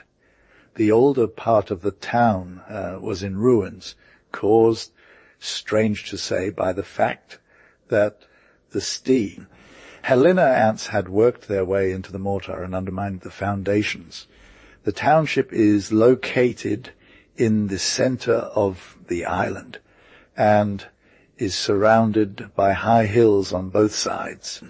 On the top of the hill on the northwest side are the English barracks, where several companies of troops are stationed, ready for call to any part of the Cape or British India. The island is also used as the recruiting ground of the invalid soldiers. We spent most of the day on the southeast, siding the home of Napoleon, while he was exiled on the island, and the place on the hillside where he was buried before his body was removed to France. We returned to the town, and I made purchases of fresh ship stores, green groceries, fowl, and a few sheep for fresh meat to be used as needed on the voyage home at 6 p.m. Pretty tired, but delighted with our visit to St. Helena, we boarded the ship, and after supper, with sails all aback, we drifted off a piece and squared away on our homeward journey. We crossed the equator in sight of Cape St. Roque, and taking the N.E. Helena, after leaving Nantucket lightship, we shaped our course to clear the shoal ground and hold in under the Cape. 15 miles off the Cape, the wind hauled to the eastward, and it commenced to snow. The barometer commenced to fall, and there was every indication of a nasty night. Trades we made straight course, with yards eased in a little to 30 degrees north latitude, when the wind headed us off a little to the westward, and passing Cape Hatteras, about 30 degrees offshore. The wind favored us until South Shoal lightship was made at 10 a.m. We had been 57 days out from Algo Bay, South Africa, and 34 days from Steen. First it would blow, then a snow squall, then clear a bit. We finally got sight of Race Point Light and got good cross bearing, and at 9 o'clock shaped our course for Boston Light. Noting that our patent log was set, I ordered one of our best helmsmen to take the wheel and the chief officer to have the anchors off the bow ready to let go at any moment. The wind had commenced to blow N.E. to E. Next morning, everything was covered with snow, but we took a tug at 9 o'clock and docked at Lewis Wharf at 10 o'clock. Later in the day I reported at the office, and the first words that greeted me were, "For goodness sake, Captain, where did you come from and how did you get here?" Last voyage of the barque Otago. J.N. Taylor, Master, and on this voyage we were from New York to the Cape Colonies and different ports on the south and east coasts of Africa. We sailed from New York on March 18th, 1867, and had pleasant winds and clear weather with fine start for a good voyage. But the fine weather did not last long. The wind hauled around to the northeast, and thick weather set in. At noon time the wind kept hauling to the eastward and increasing, so we shortened sail accordingly, and at 2 p.m., with terrific force, and at times one could not see a ship's length ahead, but with light sails furled, only running under 2 topsails and jib, the ship bounded along. I have often thought how imprudent I was to run for port on such a night, yet I had confidence that my course was right, and all hands were on the lookout both port and starboard. For one instant I at last caught a glimmer of Boston light on our starboard, and all hands forward shouted, "Light-ho, right ahead." We hove wheel hard down, let sail, run, and dropped both anchors, just 48 hours from Nantucket Shoals lightship.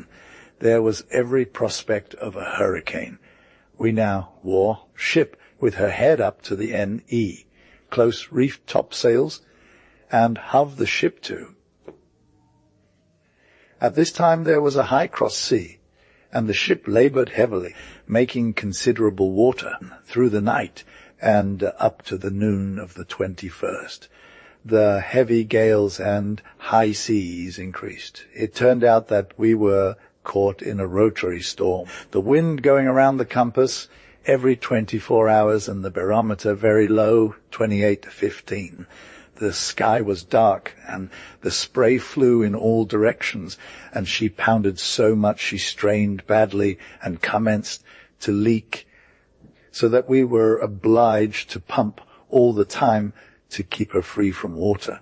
We had very little sail on her, only 2 lower topsails and 4 stay sail, but she rolled badly and shipped tremendous seas. She still rolled fearfully, so that we were obliged to drive in new eye bolts from the inside and then key them up. On the morning of the 21st, at midnight, she made several heavy rolls to windward, and all of a sudden on the return roll to the leeward, the strain was so great it caused 2 of the weather chain plate bolts to draw out from the side, and slacking, swayed inboard.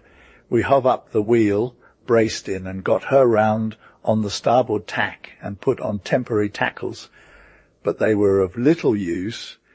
Our mainmast head weakened with the strain, and crash, down it came. A heavy flaw now struck us and ripped our topsails and staysails as though they were paper. At daylight the weather had moderated some, so we got up the mainmast head, and after a great deal of work fixed up the damage done to the chain plates. Of March 1867 there was no change in the weather, and it looked as if we might have to abandon the ship and take to the boats west, and we were obliged to run dead before it under bare poles. I well knew that myself, so at 8 bells we turned the ship's head for New York, and had proceeded on that course for about 15 hours, when, as the sailors say, we were struck butt end foremost. It blew a hurricane from the end. The water was gaining on us all the time, and the crew were worn out with the tiresome job of pumping, and as I came on deck the whole crowd came rushing aft, and their spokesman demanded that I put back to New York, as they were afraid the ship would sink. She was so unseaworthy.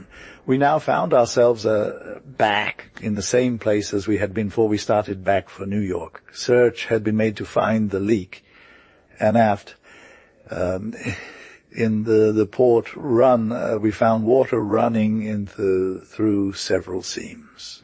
I succeeded in getting a little sail on the barque, and we bore down on him. About 9 a.m. we made out his signals, which read, "Will you stand by? Am in sinking condition."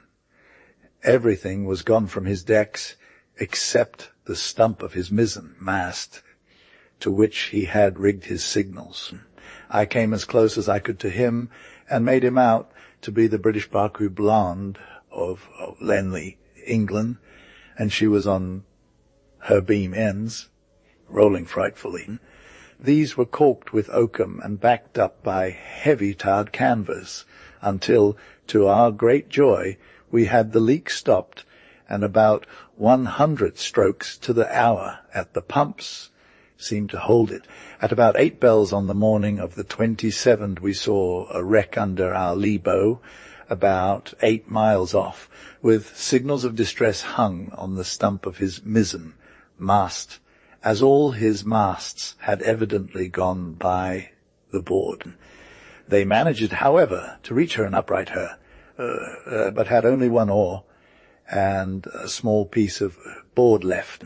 We now bent on a stout rope to some pieces of boards and paid it out toward them, and by good luck they caught it, and we drew them by degrees alongside of us. She had left New York with us, bound for Sligo on the west coast of Ireland with a load of grain, and had been struck by the gale, dismantled, and thrown on her beam ends as the cargo had shifted. It now began to blow so hard that we were obliged to take off what little sail we had on and let her run under bare poles again. At about 2:30 p.m., we discovered a boat astern of the barque about a mile under his lee with 6 men in her. One big sea now struck the boat, and over she went, throwing them all into the water. It took them some time to get back near enough for these 2 men to jump in, and then began the hard task to row to the Otago. The sea was running mountains high. Sometimes we could see the boat, and then she would disappear as though were swallowed up. They reached us at last, just as night came, and they all managed to jump aboard without the loss of a man. Now we had 2 extra men to feed and help work the ship, but it seemed as if they had almost jumped from the frying pan into the fire. As we were rolling heavily at the time, their boat caught under our rail, and again they were all turned into the sea. But we hove ropes to them, and they were all pulled aboard, wet and exhausted, and with but little clothing, as they had cast off what they could when they were tipped over the first time. A longboat had now been launched from the Blonde, and 4 more men had succeeded in jumping into her, but a big sea had carried them away from the barque, leaving the captain and mate aboard of her. I soon settled this by making them sign articles with me at £3 a month. After a time, they both calmed down, and I patted them and talked to them, and I guess we all felt better. The crew of the Blonde had been helping at the pumps, but now refused to work any more. We fed them all and fitted them out with clothes from the slop chest. And at midnight, I turned in not to sleep, but to moralize and wonder how we were going to get out of our troubles. We carried a cat and a dog, and as soon as I was in my bunk, they both jumped up close to me, the cat meowing and the dog howling. On this particular day, I had performed that duty and capped Bentley, the commander of the ill-fated Blonde, had also worked out our position. The weather now moderated, and I told the crew that as we were nearing the tropics, the weather would improve, and I should hold the ship on her original course to Cape Town. But if we could not keep the leak down, would put her in the nearest port, which would be far better than going back to New York in a bad season. To this they all agreed, but I had already made up my own mind to carry the ship to Cape Town if she would keep afloat that long. Things ran along smoothly until we reached 35 degrees south, where we were to run our eastern down when some more things happened at noon time. Aboard ship, we take the sun and work out the ship's position. The weather was fine and looked as if it would continue, so I went below to take a nap. I had not been asleep more than half an hour when I awoke and very naturally looked over my head at the telltale compass, which told me whether or not the man at the wheel had had her on the course. I also looked at the barometer, and to my surprise, it had dropped 3/100th. I ran out on deck, and everything seemed pleasant, and the barque was running dead before the wind. I looked all around, and about 5 degrees above the horizon, I saw a big white mist increasing rapidly. But when I pointed aft at the mist, he understood.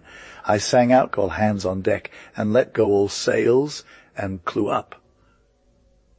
The officer of the deck looked at me as though I had gone mad, and he afterwards said he thought I had become suddenly insane from the hard strain I had been under since we had left New York. We had let go all the halyards we could reach, and all hands had got about half the sail off her when it struck us. It carried away the foreyard, the maintop, gallant mast, all the light sails, and flooded the decks with water. It seemed as if she would founder. The pressure was so great, but it lasted for only a short time, ending with a terrific downpouring of rain which beat the sea down as smooth as a mill pond. I ordered the pumps sounded, and the mate reported 12 feet of water in the hold, and said that we would all be on the bottom soon. On closer examination, it seemed that our sounding line had become wet, and after we had chalked the line and tried it again, we found but 18 inches of water instead of 12 feet. But what a mess things were in! Some of our braces had parted, and everything hung by the eyelids. After the excitement was over, we commenced to patch up and save what we could, and found she had been heavily strained. The foremast head was sprung, and the bob stay broken. Lucky for us, the sea was so smooth as to enable us to replace some of our spars, and by evening we had her all pumped out and running on her course under light sail. However, we reached Cape Town the last of May, and entered the harbour with 6 feet of water in the hold. Now, the harbour master always directs a ship to her anchorage, and he had pointed out to me where to anchor, but I informed him of our sinking condition and ran her up on the beach before she sank. I now felt that, crippled as we were, if the wind continued westerly, we could make Cape Town even under jury masts, if we could keep her afloat. But that was a question. It now appeared that the ship was so badly wrenched that we had to keep the men at the pumps all the time, and we could not gain on the water. 2 or 3 feet of water stayed in her all the time, and we could not pump her clear. Thousands of people watched this unusual scene as we ran her up on the beach. She was condemned and sold for the benefit of the underwriters, and the cargo was so damaged that it brought only £250. Thus ended the final trip of the barque Otago. Illustration, wreck of American barque Otago, 1867, Cape Town. Africa voyage of the barque George T. Kemp. The Kemp was named after Isaac Taylor's agent at Port Elizabeth. So, Port Elizabeth I had purchased as a bit of speculation, one tustricher, and a large baboon, a regular man-eater, and a most vicious animal. The captains of most all sailing vessels were allowed to do speculating on the side, and often picked up quite a little pocket money by their various investments. I am very fond of all kinds of animals, and strange to say, this baboon took a fancy to me and was quite docile when I was with him. We were homeward bound and were getting into the S.E. trade winds, so we were obliged to chain the baboon down on the main hatch. We put him in a large pen that had been formerly occupied by the pigs and foal, and strengthened it by placing large iron bars along the sides. All the sailors were warned to keep away from him, for if they were hurt it was at their own risk. Hall was bored in the bottom of the house, and the chain mast fast to a ring bolt and hauled in, which allowed him to just place his arms or forepaws on the edge of the pen. One of the sailors, a big Swede by the name of Swinson, seemed to take delight in getting Big Jocko angry, and stirred him up whenever he went past the cage. The baboon would scream, froth at the mouth, and bend the bars, the cage, in his efforts to get at the sailor. I had cautioned Swinson to keep away and let him alone, or he would get hurt, but he only laughed. Or Big Swede thought he would have some fun with the baboon, so he picked up the deck broom and poked it through the cage handle first. The after part of the forward house had a main entrance to the starboard and port watches, which was about 4 feet from the main hatch house, where Big Jocko's quarters were. One fine day at noon time, 8 bells were struck and the starboard watch was relieved. The baboon immediately hauled it in very quickly, but the sailor held fast to the letting go and was drawn rapidly towards the cage. At that time I was on the quarter deck, saw Swinson go towards the cage with the broom, and shouted for him to drop it and go about his business. But now there came a horrible scream from both man and beast. The baboon had fastened both of his big tusks in the sailor's throat, and they were locked tight.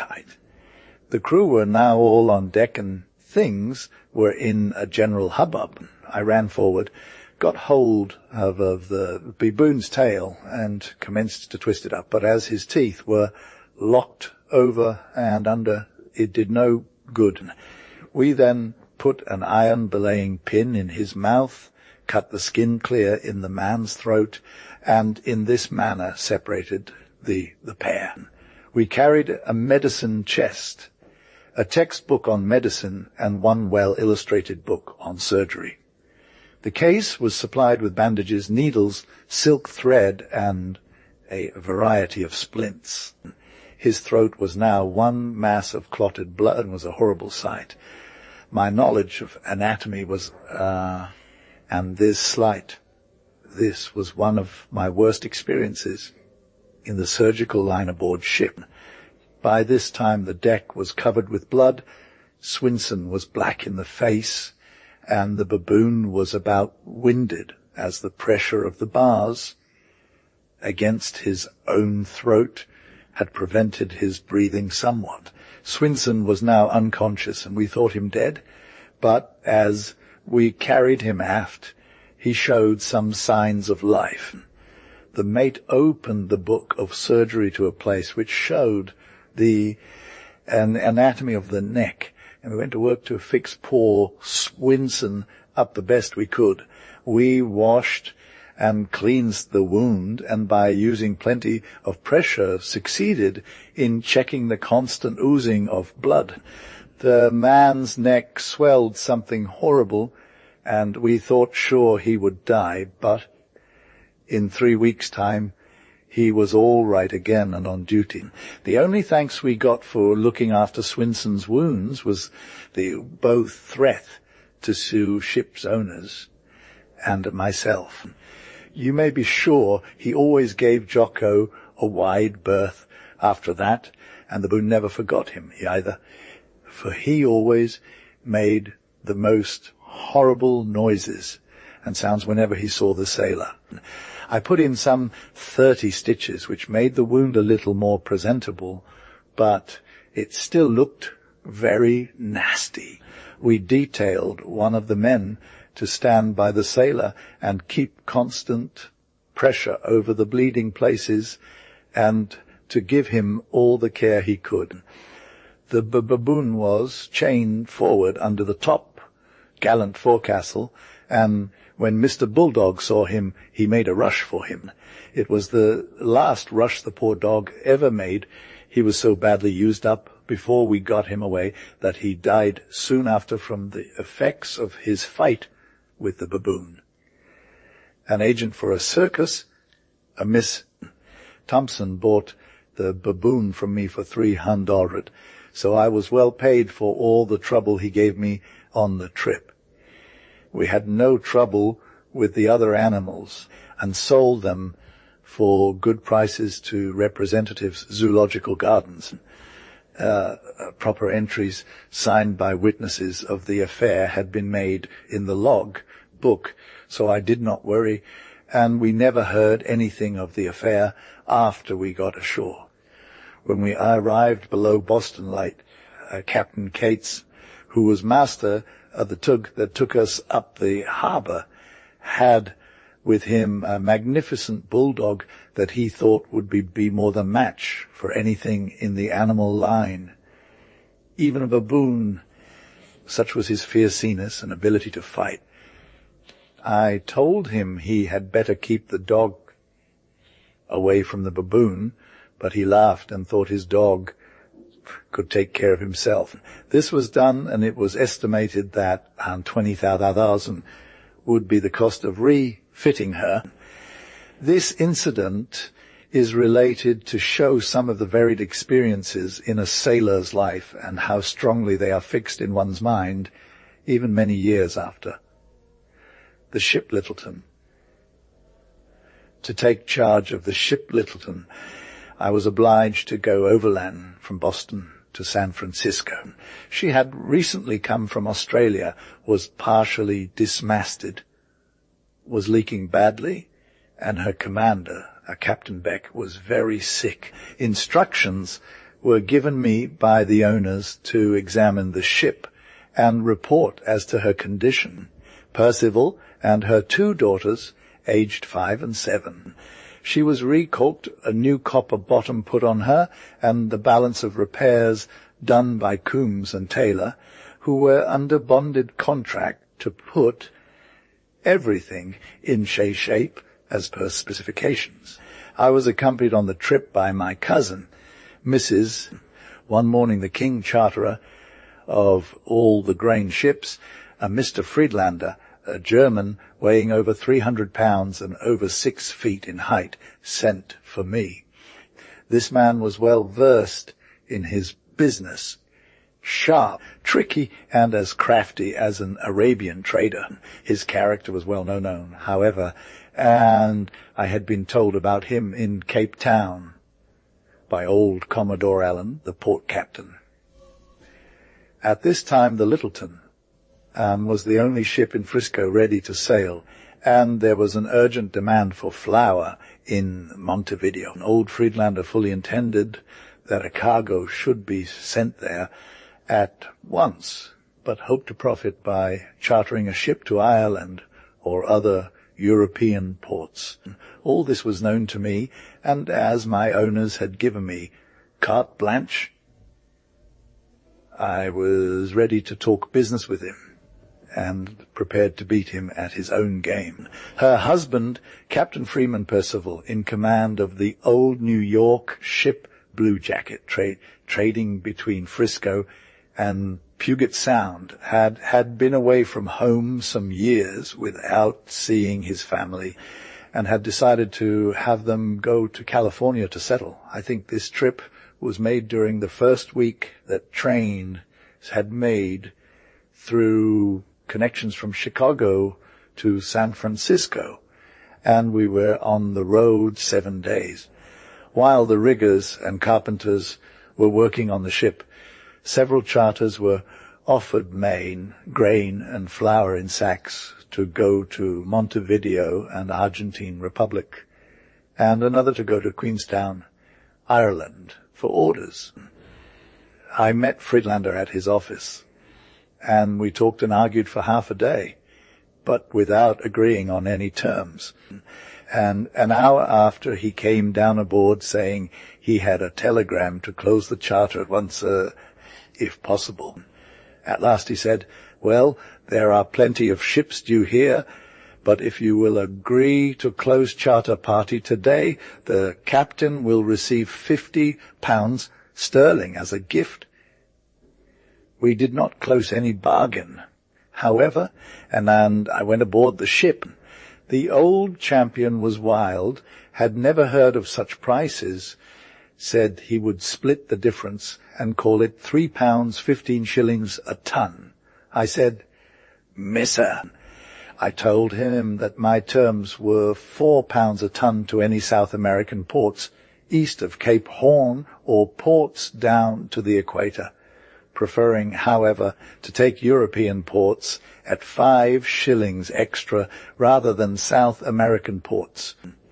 Friedlander, yesterday you were sure you wanted to sign charter for Europe, and I am willing to sign to that effect, but to any South American ports it is £4 or nothing.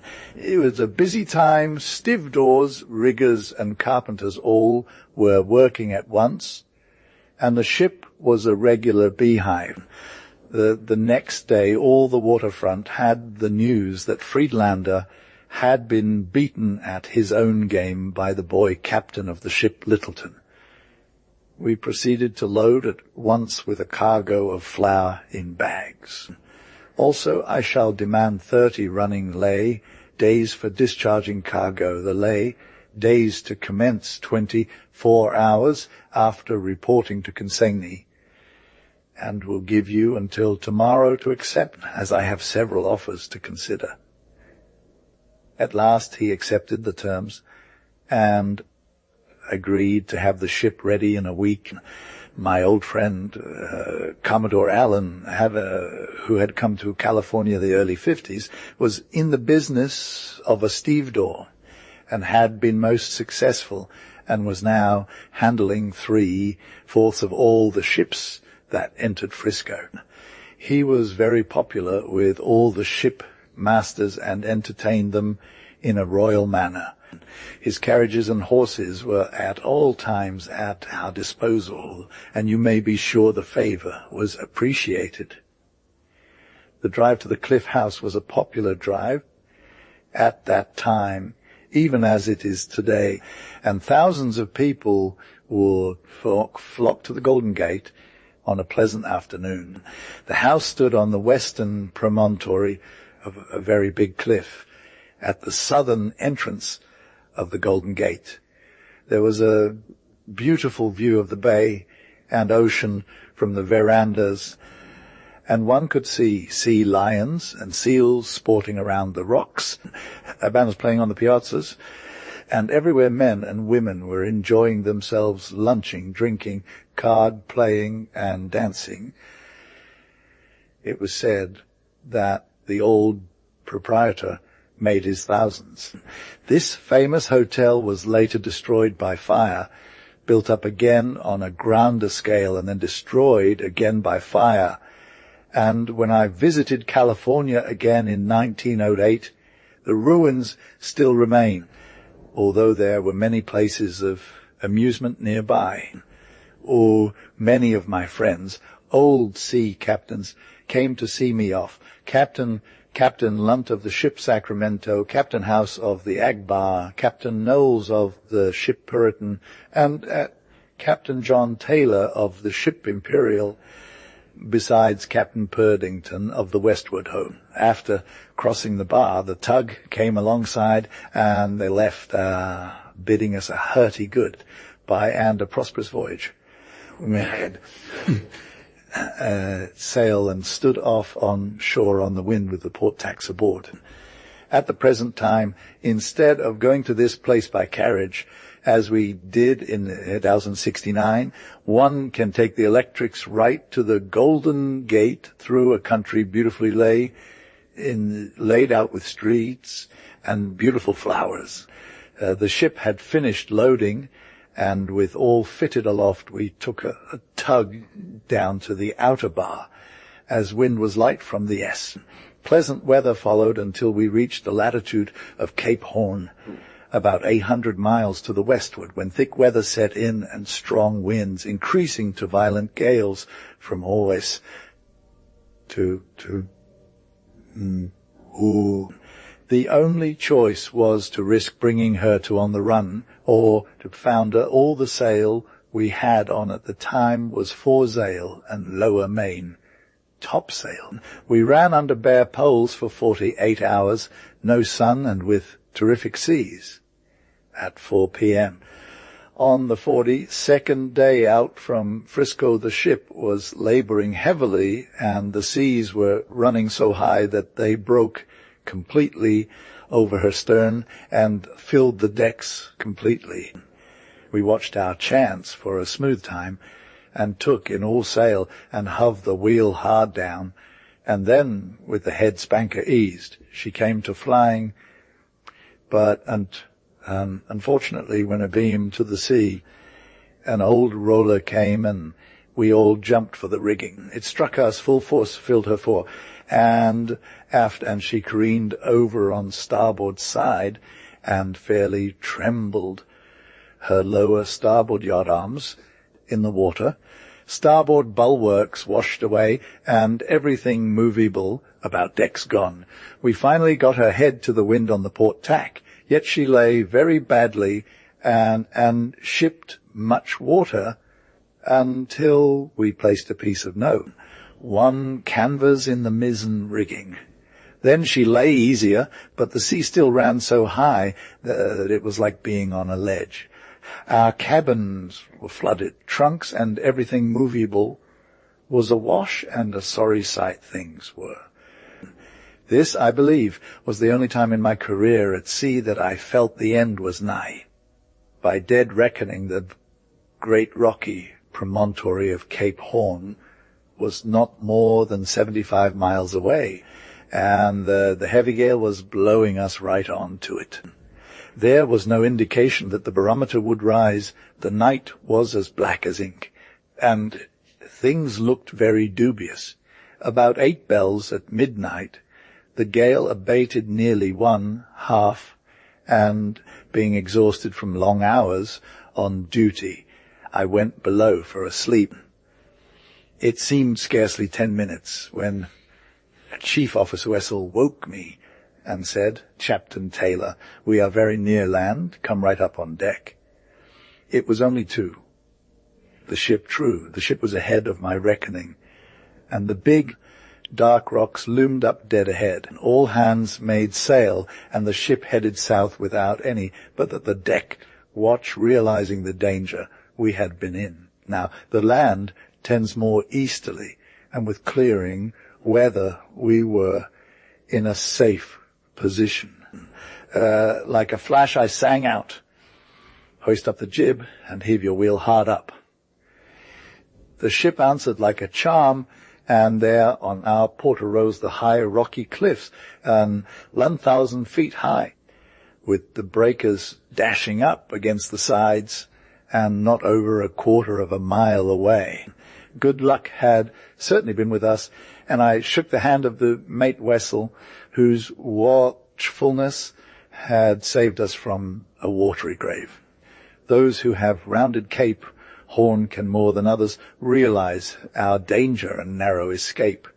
The next day was fine and clear, with a good breeze from the end.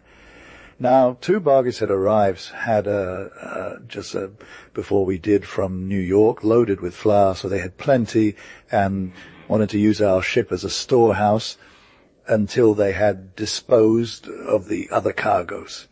Costello that I was ready to discharge cargo on the following morning, and that my days would commence from that date.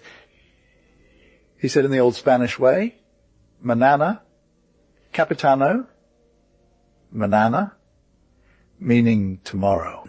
West, and with all sail set, we headed east, passing Cape Horn inside the islands called the Diego Ramirez. After running an easterly course for a while, we shaped our course for Cape San Antonio.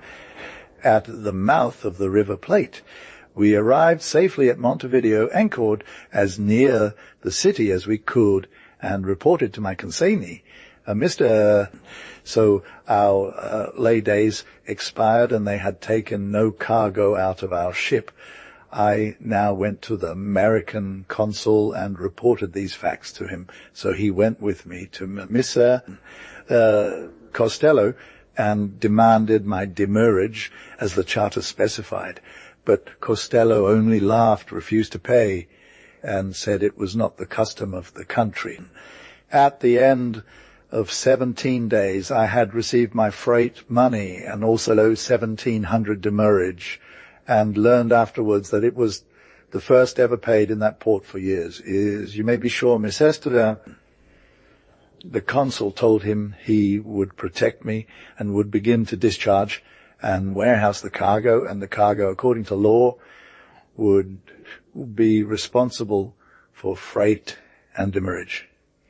This brought Mr. Costello to terms, and rather than incur extra expense, he paid the demurrage daily. As we entered the River Plate on our way up to Montevideo, the wind left us, and as the tide was running out, we came to anchor, clewed up the sails, and I went below for a nap.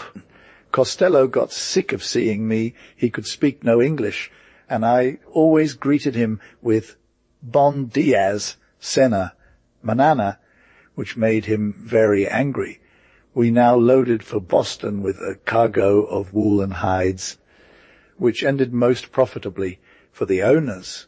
Illustration venture with sea lions, ship Littleton.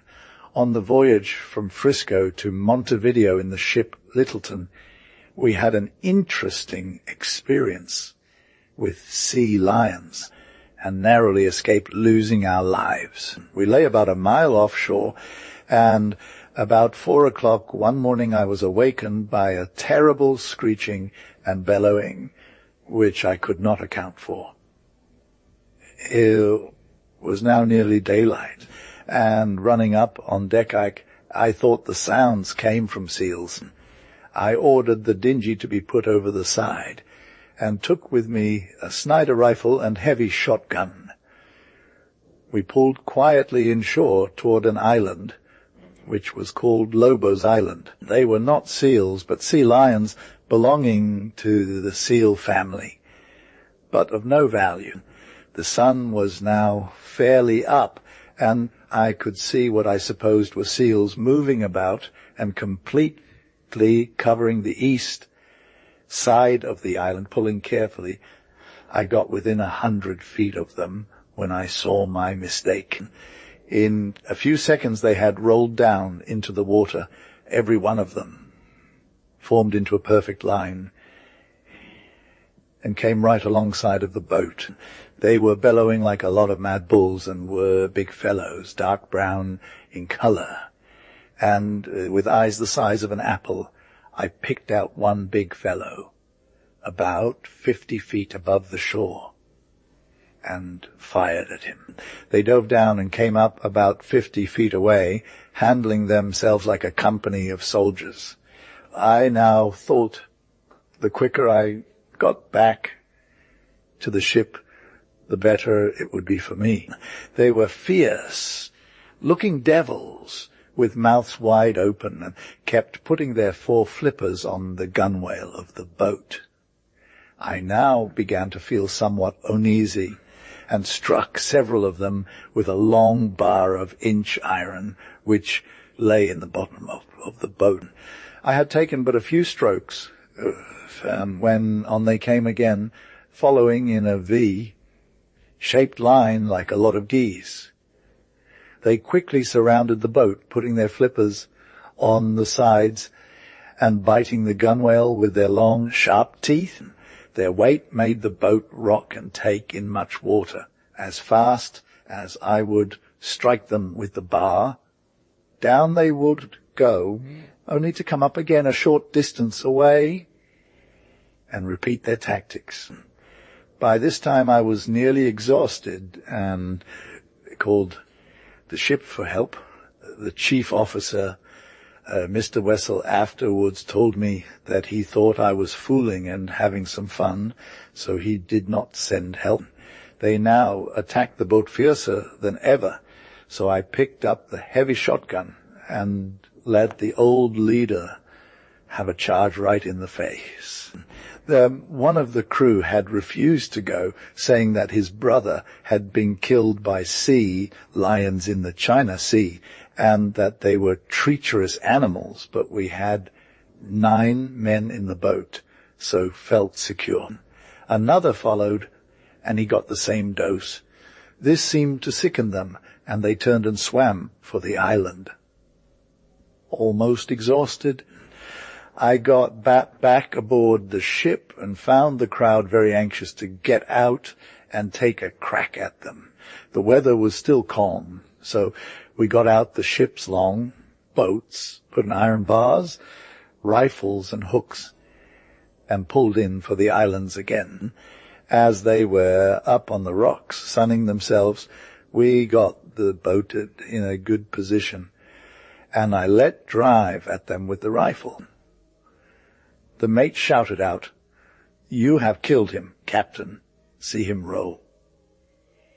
And sure enough, they all did roll, but they rolled into the water and came for us in quick time. They tried to climb into the boat, and how we did fight them. I never want to see another sea lion again as long as I live. I fired the rifle till the barrel was hot. We club-pounded and jabbed them until the sea was red with blood, but still they came on. 2 of the men had gotten out a couple of oars, and we slowly pulled away from them back to the ship. A breeze coming up, we made sail and went up the river. Trip of the ship Littleton from Montevideo to New York, having loaded our cargo of hides and wool at Montevideo. It was now most imperative that we reach New York before the new duties on these articles were imposed. If we could get to an American port before the duties were put on, the owners would be saved a large sum of money. The usual passage from Montevideo to New York is about 60 days, and we now had less than that time in which to perform the trip. We left port late in the day with a strong westerly wind which carried us well on our course, averaging 12 knots until we took the east trades. As these were very strong, we were able to cross the equator in 19 days. Inside of Cape Steen, Roquet became very moderate, with pleasant weather and light, baffling winds, continuing so for 6 days, which made me feel most uneasy, as we had but 54 days to make the voyage and save the duty. It was now the month of November, and at a winter passage often delays ships for many days, even after nearing port. After taking the NE trades, all went well until within 200 miles of port, when we ran into a heavy gale from the N west, with only 60 hours left to perform the voyage before January 1st, and thus save the duties. I now had almost lost all hope of getting in port, but trusted that we would yet be able to drop anchor within the 3-mile limit. At 12 noon on the last day of December, we were, by good observations, about 190 miles from Sandy Hook. The wind now suddenly veered round to S. East. We shook out all reefs, made sail, and by 1 o'clock she was logging 13 knots, with the wind very squally and the barometer very low. These conditions were not at all encouraging. We now had all hands on deck, and at times were obliged to take in all our light sails. And when they passed, up they went again, no time being lost. At 2 o'clock on the morning of January 1st, we made Scotland lightship, shortened sail, and ran in. As I was not acquainted with New York Harbor, I intended to run in as far as were safe and drop anchor west, and it seemed as if the masts would go out of her before we were able to change our position. The night was very dark and intensely cold, and the barometer suddenly commenced to rise, and in a few moments the ship was taken flat aback, caught by the sudden change. The wind howled from the N, west all the time. A large steamer, one of the Knickerbocker tugs, hailed us for a tow and said he would take us up for $3.50. In the meantime, a pilot boat ran up under our lee and shouted out, "Harder, port, or you will be on the shoal." We clewed up all sail in time to avoid the danger, and having taken the pilot on board, felt in a measure much safer. Yet the wind was piping from the N. I offered him 300, and he dropped alongside to pass us his hawser. His first question was, "What ship and where from?" When I told him how, he did swear, and said if he had known who he would not have taken us up for less than 1,000. He said the owners had sent out tugs for the last few days hoping to pick us up, but we had missed them. We now furled all sail, and at 7 a.m. was at quarantine grounds, and 2 hours later we were docked. Isaac Taylor, one of the owners, made me a handsome cash present, while the present that messes. I went at once to the owner's offices at 40 Broadway, and you may be sure there was great rejoicing, and they had good reason to rejoice, for I had saved them over $50,000 by making the passage and getting in on January 1st. We shipped a big negro, about 35 years of age, 6 feet tall, and who weighed about 200 pounds. He boasted of having served on different Californian clipper ships with notorious captains such as Waterman, Knowles, and other knock-down and drag-out style of skippers.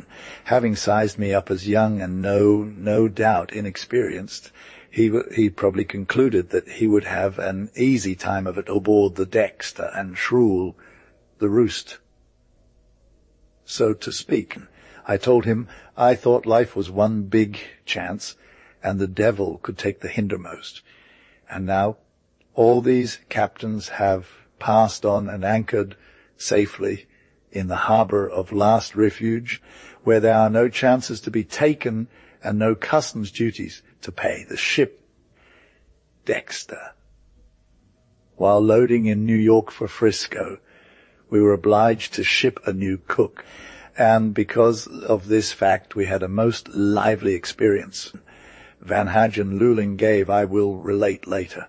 I will mention that several ships from South American ports had sailed previous to my departure from Montevideo, and that we had passed a number of them hove to the evening before we arrived in New York, meeting one of the captains afterwards in the city, a Captain White, by name. He said he thought me very foolish to take the chances that I had taken and endanger the lives of my crew, and also run the risk of losing the ship and get no thanks for it. In a few moments the cook appeared with an ugly scowl on his still more ugly features, and demanded what I wanted of him. The steward was somewhat of a timid man, and the cook had frightened him with his immense size and rough stories. I told the steward to go forward to the galley and send the cook aft. I told him what the steward had reported when he broke out like a madman, saying he would kill the steward or anybody else who interfered with him. After we had been a few days at sea, the steward came to me one morning with complaints to make about our coloured cook. He said the cook positively refused to take orders from him, and had delayed him from serving his meals promptly, and threatened to kill him if he came into the galley. In those days, most captains went armed, for one could never tell when an emergency would demand the show of firearms for self, protect Anne, or to intimidate some tough member of the crew who had run amok. It appears that up to this time the cook had had all the crew in fear of him, and had been doing about as he pleased. By this time I thought moral suasion of little use, so whipped out my revolver and told him I was captain of this ship, and that he should go forward and in the future and take his orders from the steward, or he would get himself into trouble. His leg shook. He actually turned pale, but he went away without saying anything. The boatswain, who had stood nearby, had seen and heard all that had taken place, and word soon spread that the old man, as the captain was usually called, had been setting up the negro cook. Our ship was unusually well supplied with good food, and we gave the men bread twice a day instead of the customary hard bread, or ship's bit. Now, the cook could have put this bread out in such vile shape that it was impossible for the crew to eat it, and they hove overboard many a pan of biscuit because of its sour and half-cooked condition. And this entire crew of 25 men had so feared this gigantic Negro that they did not dare to report to me the condition of things. But now they immediately sent aft a delegation asking for an interview. I accepted, and they came aft in a mass, bringing with them a kid containing the last batch of bread and that the cook had baked for them.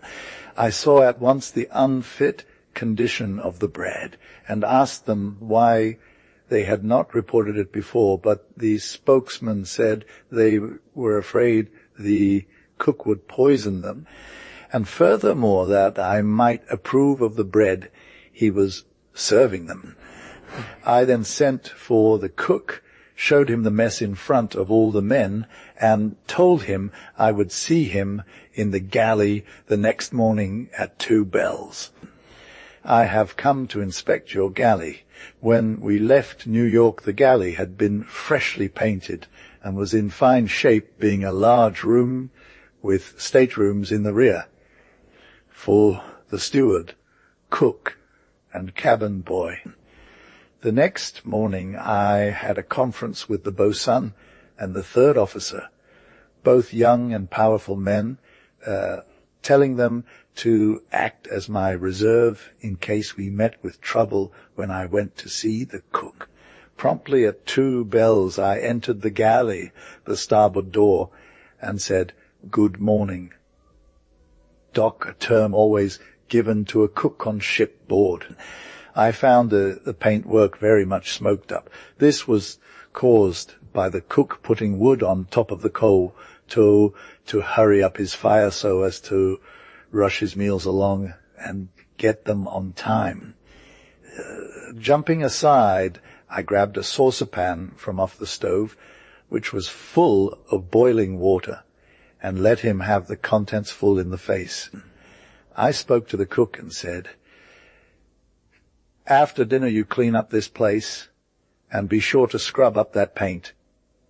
Without warning, he suddenly picked up a big carving knife and sprang at me, yelling for me to get out of the galley, and at the same time making vicious lunges at me with the knife.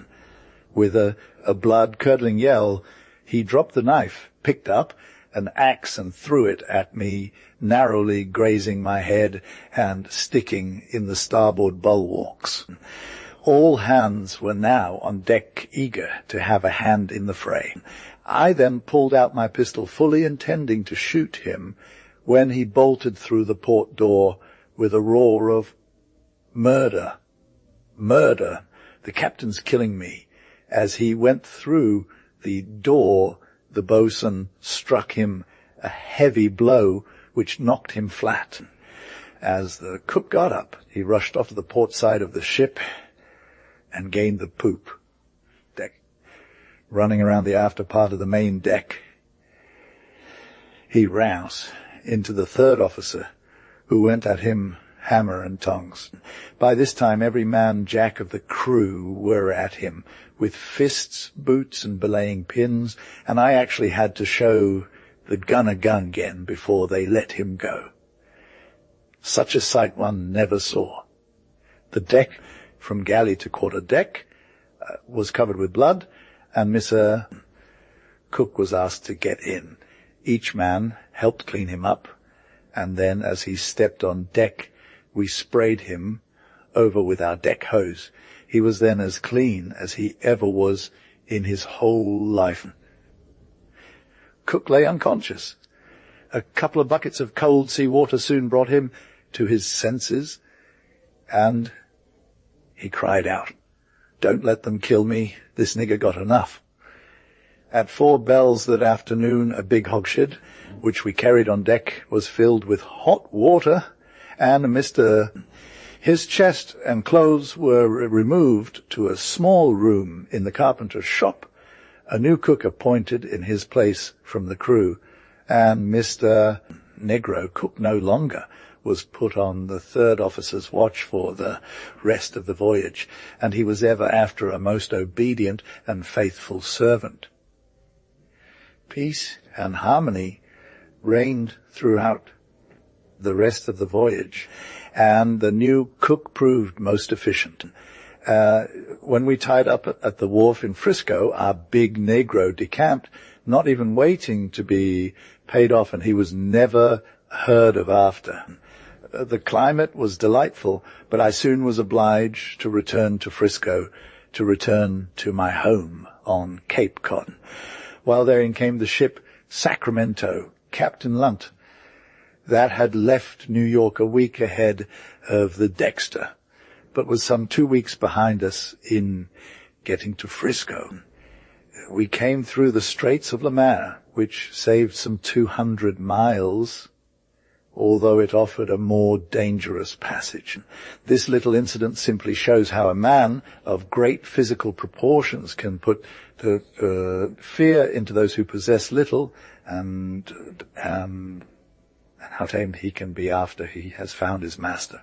The passage from New York had occupied 128 days, and now the ship was discharged and loaded with grain for Europe, and taken in command by Captain John Taylor, for whom she had been built. I remained in California a short time, visiting my uncle, Mr. Marshall Martin, who lived but 15 miles from the big trees.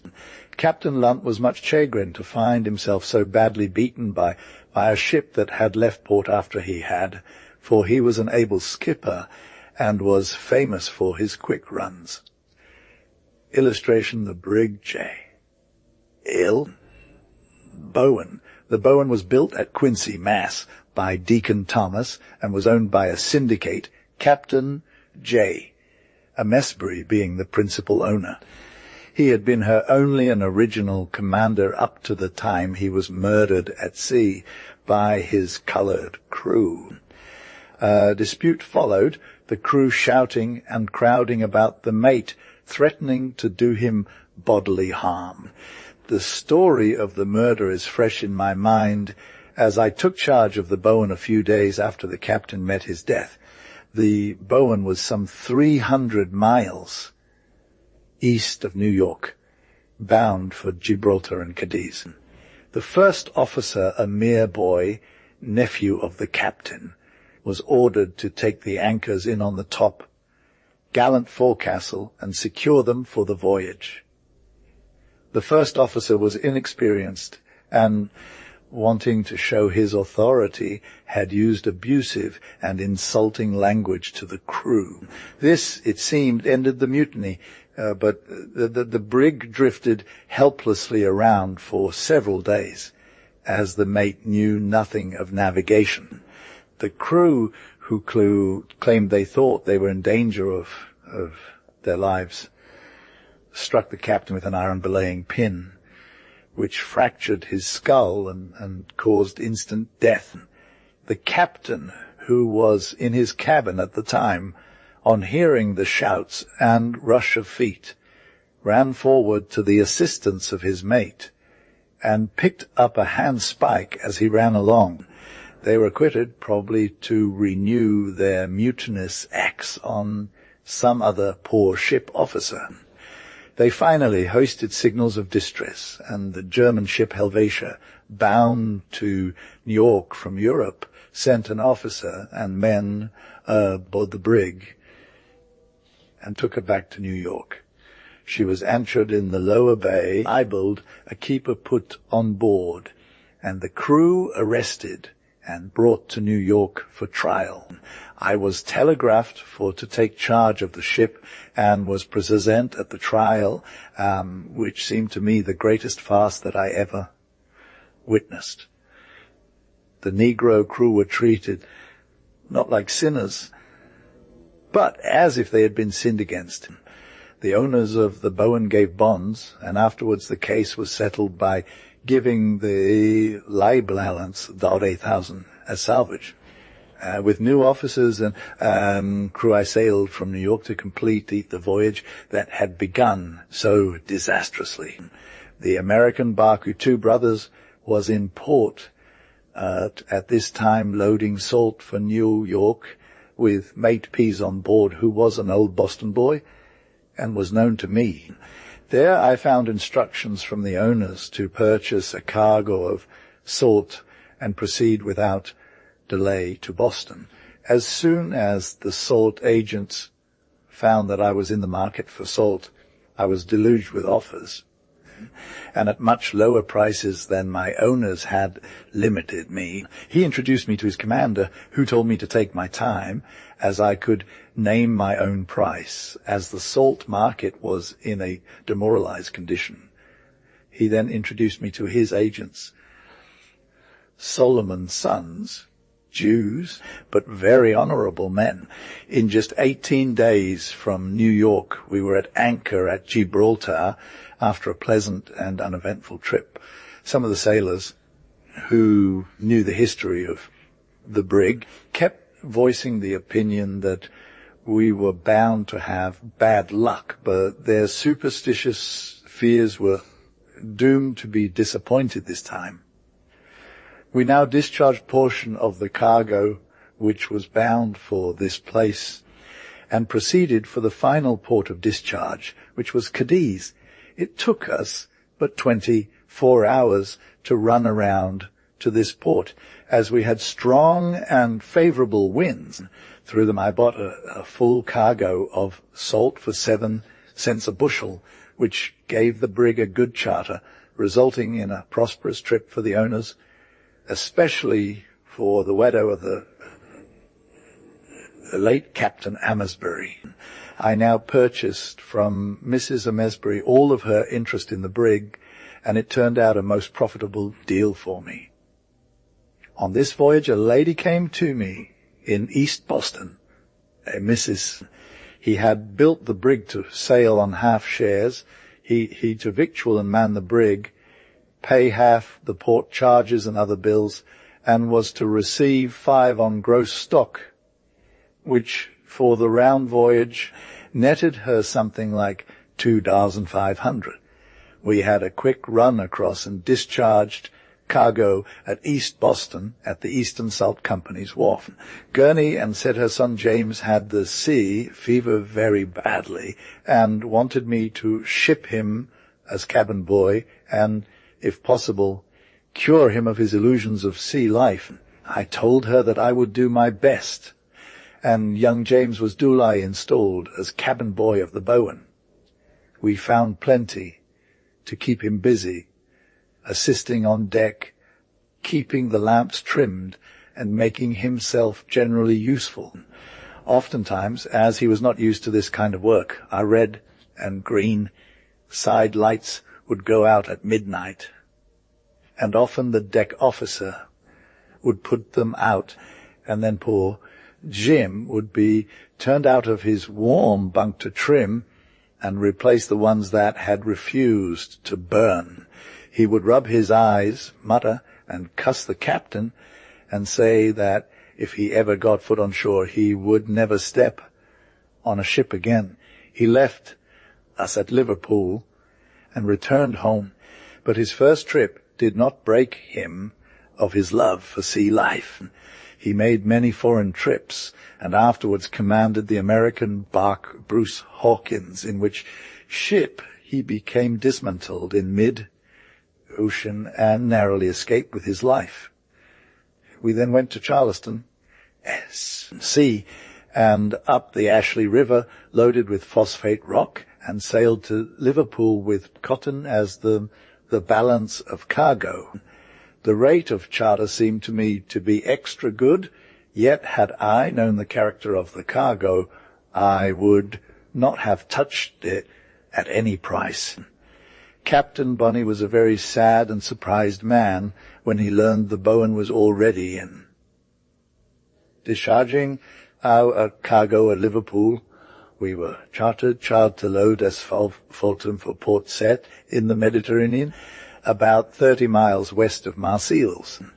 We left Charleston about the middle of December, and strong gales and fair winds drove us along nicely, so that in 21 days we were at anchorage in the Mersey River, Liverpool.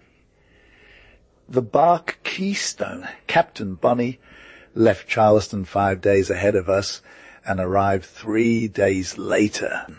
The stuff was of a light, pitchy nature, and we packed her full from keelson to deck, and yet our draught was that of a light cargo. One fine morning I ordered the main deck hatch to be taken off, and to my great surprise the pitch had melted and settled. Not over 18 inches remained on upper between decks, and as nothing could be done to remedy the matter, we made the best of it for the rest of the trip until we arrived at Set. I reported condition of cargo to the consignee. Our between deck hatches were left off, and we proceeded to sea, beating about the Irish Channel for a week before clearing Land's End, and then fine weather to Bay of Biscay. Now the brig commenced to roll heavily, and it was almost impossible to stand on deck. That was like a frozen lake, smooth and glassy, and the lower hold was the same, a perfect skating rink. It was a sorry-looking sight. Most of the cargo had settled to the lower hold, and that was the cause of her rolling so. He ordered me to allow no one the hold until contract had been made with stevedore to discharge, and also ordered me to require deposit of 1,000 francs from the stevedore to bind the contract. This was done, and the hatches lifted off. To add to the misery, no fires or lights were allowed on board the ship. All cooking had to be done ashore in a general cook house, and a dirty, filthy place it was. But what a howl went up when they saw the stuff they had contracted to discharge. They offered to give half a forfeit money and give up the job. But the French law was such that we had them, and they were obliged to go ahead. For the next 30 days, early and late, the only sound heard was from the pick-axe force in the hold, toiling to get the stuff out. Men and women worked together, and the pieces were passed out weighing anywhere from 10 to 50 pounds. The day we passed out by breakwater at set was one of the happiest my life. The party consisted of 3 captains and their wives and 2 single men, one being myself. The ship was covered with a fine dust from the asphaltum, and we did nothing but clean for the next 30 days to get the ship clean. Again, while the ship loading at Livorno trip was made to Pisa, Rome and Florence. Then the food was transferred to the ship in a boat, and by the time it was on the table it was cool and unpalatable. I shall never forget Set, yet it had one redeeming feature. Champagne was only 3 francs a quart, and I must acknowledge I had my share. The cargo discharged, we were ordered to proceed to Leghorn, Italy, where we went to load with marble and rags for Baltimore. There were Captain Downes and wife of the British ship British Empire, Captain Hall and wife of the barque of Alita, Captain Watts and wife of a ship from Thomaston, Maine, the name of which I have forgotten, Captain Gardner of the barque Winged Arrow, and your humble servant of the brig Bowen completed the party. We had a beautiful trip, and Captain Downes and his wife, who were well educated, told us about all the historic places and incidents connected with them. The condition of the Italian people at that time in the early 70s was pitiable. Scarcely 15% of the people were able to read or to write, but conditions have somewhat improved since then. Bidding goodbye to Leghorn, we sailed for Baltimore with several Italian passengers. They came alongside loaded with fruits, curios, and wine in kegs and demijohns. With what broken Spanish I had, I gave them to understand that I had nothing but American paper money, and that it would be of no use to them. Fishing was very good, and we caught many barracuda, a beautiful fish, and when properly cooked were fine eating. When off the Balearic Islands, in the Mediterranean, we had several days of calms and light and baffling winds. One morning we discovered a large bum boat pulling off from the coast, but they all commenced to shout, Americana Papelito Machobano, change him at Americana Consuelo, which meant American paper money, much good, and they would change it at the American consul's office. So we took about 90 worth of fruit, wine, and other things, and they went off very happy, and off they went toward other outward-bound vessels to finish trading. Well, the next morning, about 8 bells, a guilty man with glass in hand, I saw large boat pulled by a crowd of fierce-looking men and aided by large sails coming our way. But a guilty conscience bothered me, for I had indeed paid them with Americano Papelita. I had paid them in Confederate money, which was worth about 2 cents for $100.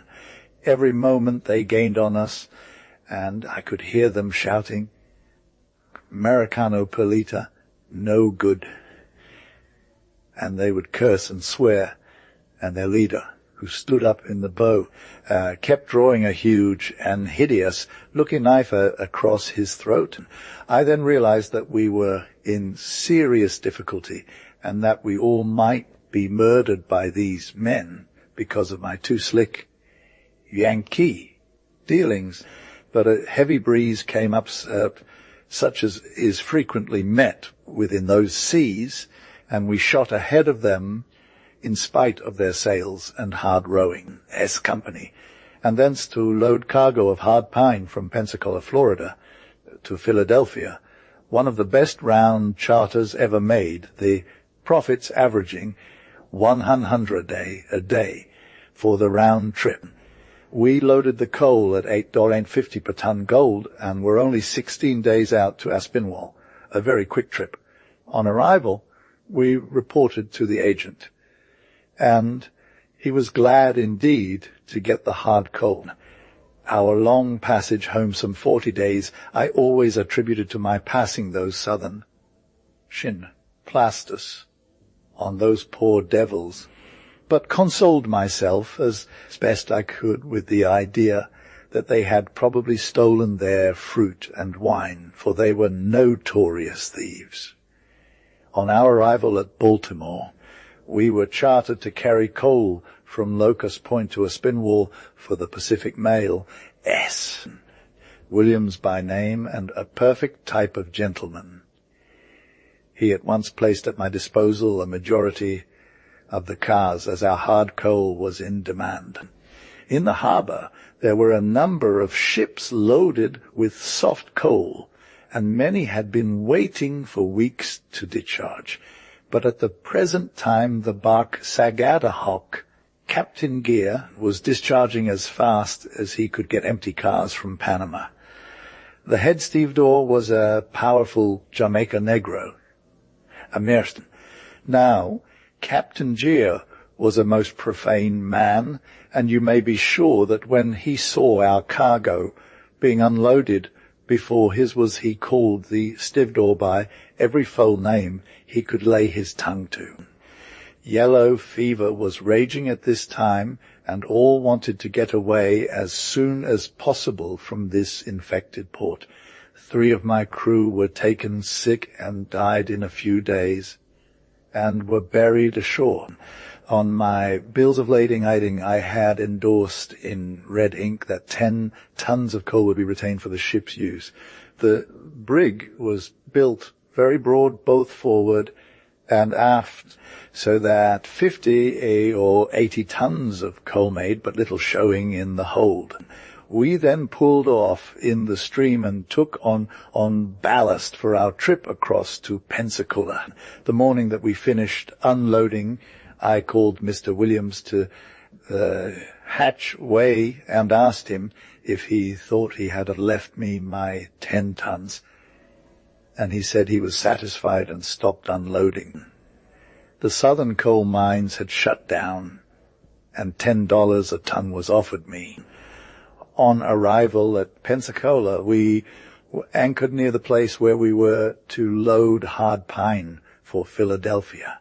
As I went up to the customs house, I was asked if we had any coal on board that I wanted to sell. We shipped new men in place of those who had died with the yellow fever, and was warned by the port physician that we have more sickness before we finished our trip, and sure enough we did, as 4 more died and were buried at sea, leaving us barely men enough to work her. Our passage was a stormy one, and headwinds and adverse currents so delayed us that we were double the time we should have been on the trip. The owner of the wharf where we dock-bought the coal, and in addition to the price agreed upon, gave us free wharfage while loading. I now learned how profitable it was to always show courtesy to a black man. Back in Aspinwall I had given Mr. Williams, the coloured stevedore, the full run of the ship, several cases of champagne, a case of gin, and had treated him as I would any white man. Now, when we came to get out the coal, we took out 100 tons, and for which I was paid $1,000. So we settled it up this way. But the money I received for the coal went very quickly. So my kindness had been repaid tenfold, and I thought of the old scripture passage in regard to casting your bread upon the waters. We made a fine run around to Philadelphia, and had some trouble with Miss. Whitton, the agent, in regard to my money received from the coal, he claimed half of the money, but as I showed him that it was my grub and liquor that had made it possible, he was entitled legally to only freight on the coal. It flies away from him when he needs it most. Taylor. Transcriber's notes, new original cover art included. This growed with this ebook is granted to the public domain. Table of contents has been modified to better reflect text contents. Perceived typographical errors have been silently corrected. Notation of AM and PM has been standardized. Inconsistencies in hyphenation and compound words have been retained as printed. A churchman in my town borrowed the money, and tempted by an investment which promised a large rate of interest, he lost it all, and again I thought in retribution. Americano Paplita, no bueno. We were now chartered for Russia to carry a cargo of oil, and half commission on the charter was given me. Illustration. Cap Joshua N. Taylor, 1861. Illustration, the value of a good mother. I could not close the pages of this book without the mention of her, whose love has been the guiding star and inspiration throughout my life. To the boys and girls who are growing up into manhood and womanhood, who are destined to become the fathers and mothers of another generation, I would say, never forget your mother. The money that a man has he may lose. A man's reputation may be sacrificed in a moment of ill-considered action. Often the son or daughter that he has reared with loving kindness may become ungrateful. But through the rift in the clouds there always shines the silver lining of mother's love, the one absolutely unselfish friend a man may have in this selfish world, the one that never deserts him, the one that never proves ungrateful, is his mother. And so I have inserted her picture in the pages of this little book as a tribute to her memory, and in the hopes that the mind of the reader may turn back with kindly thoughts to the old fireside, where mother was always queen. Joshua N.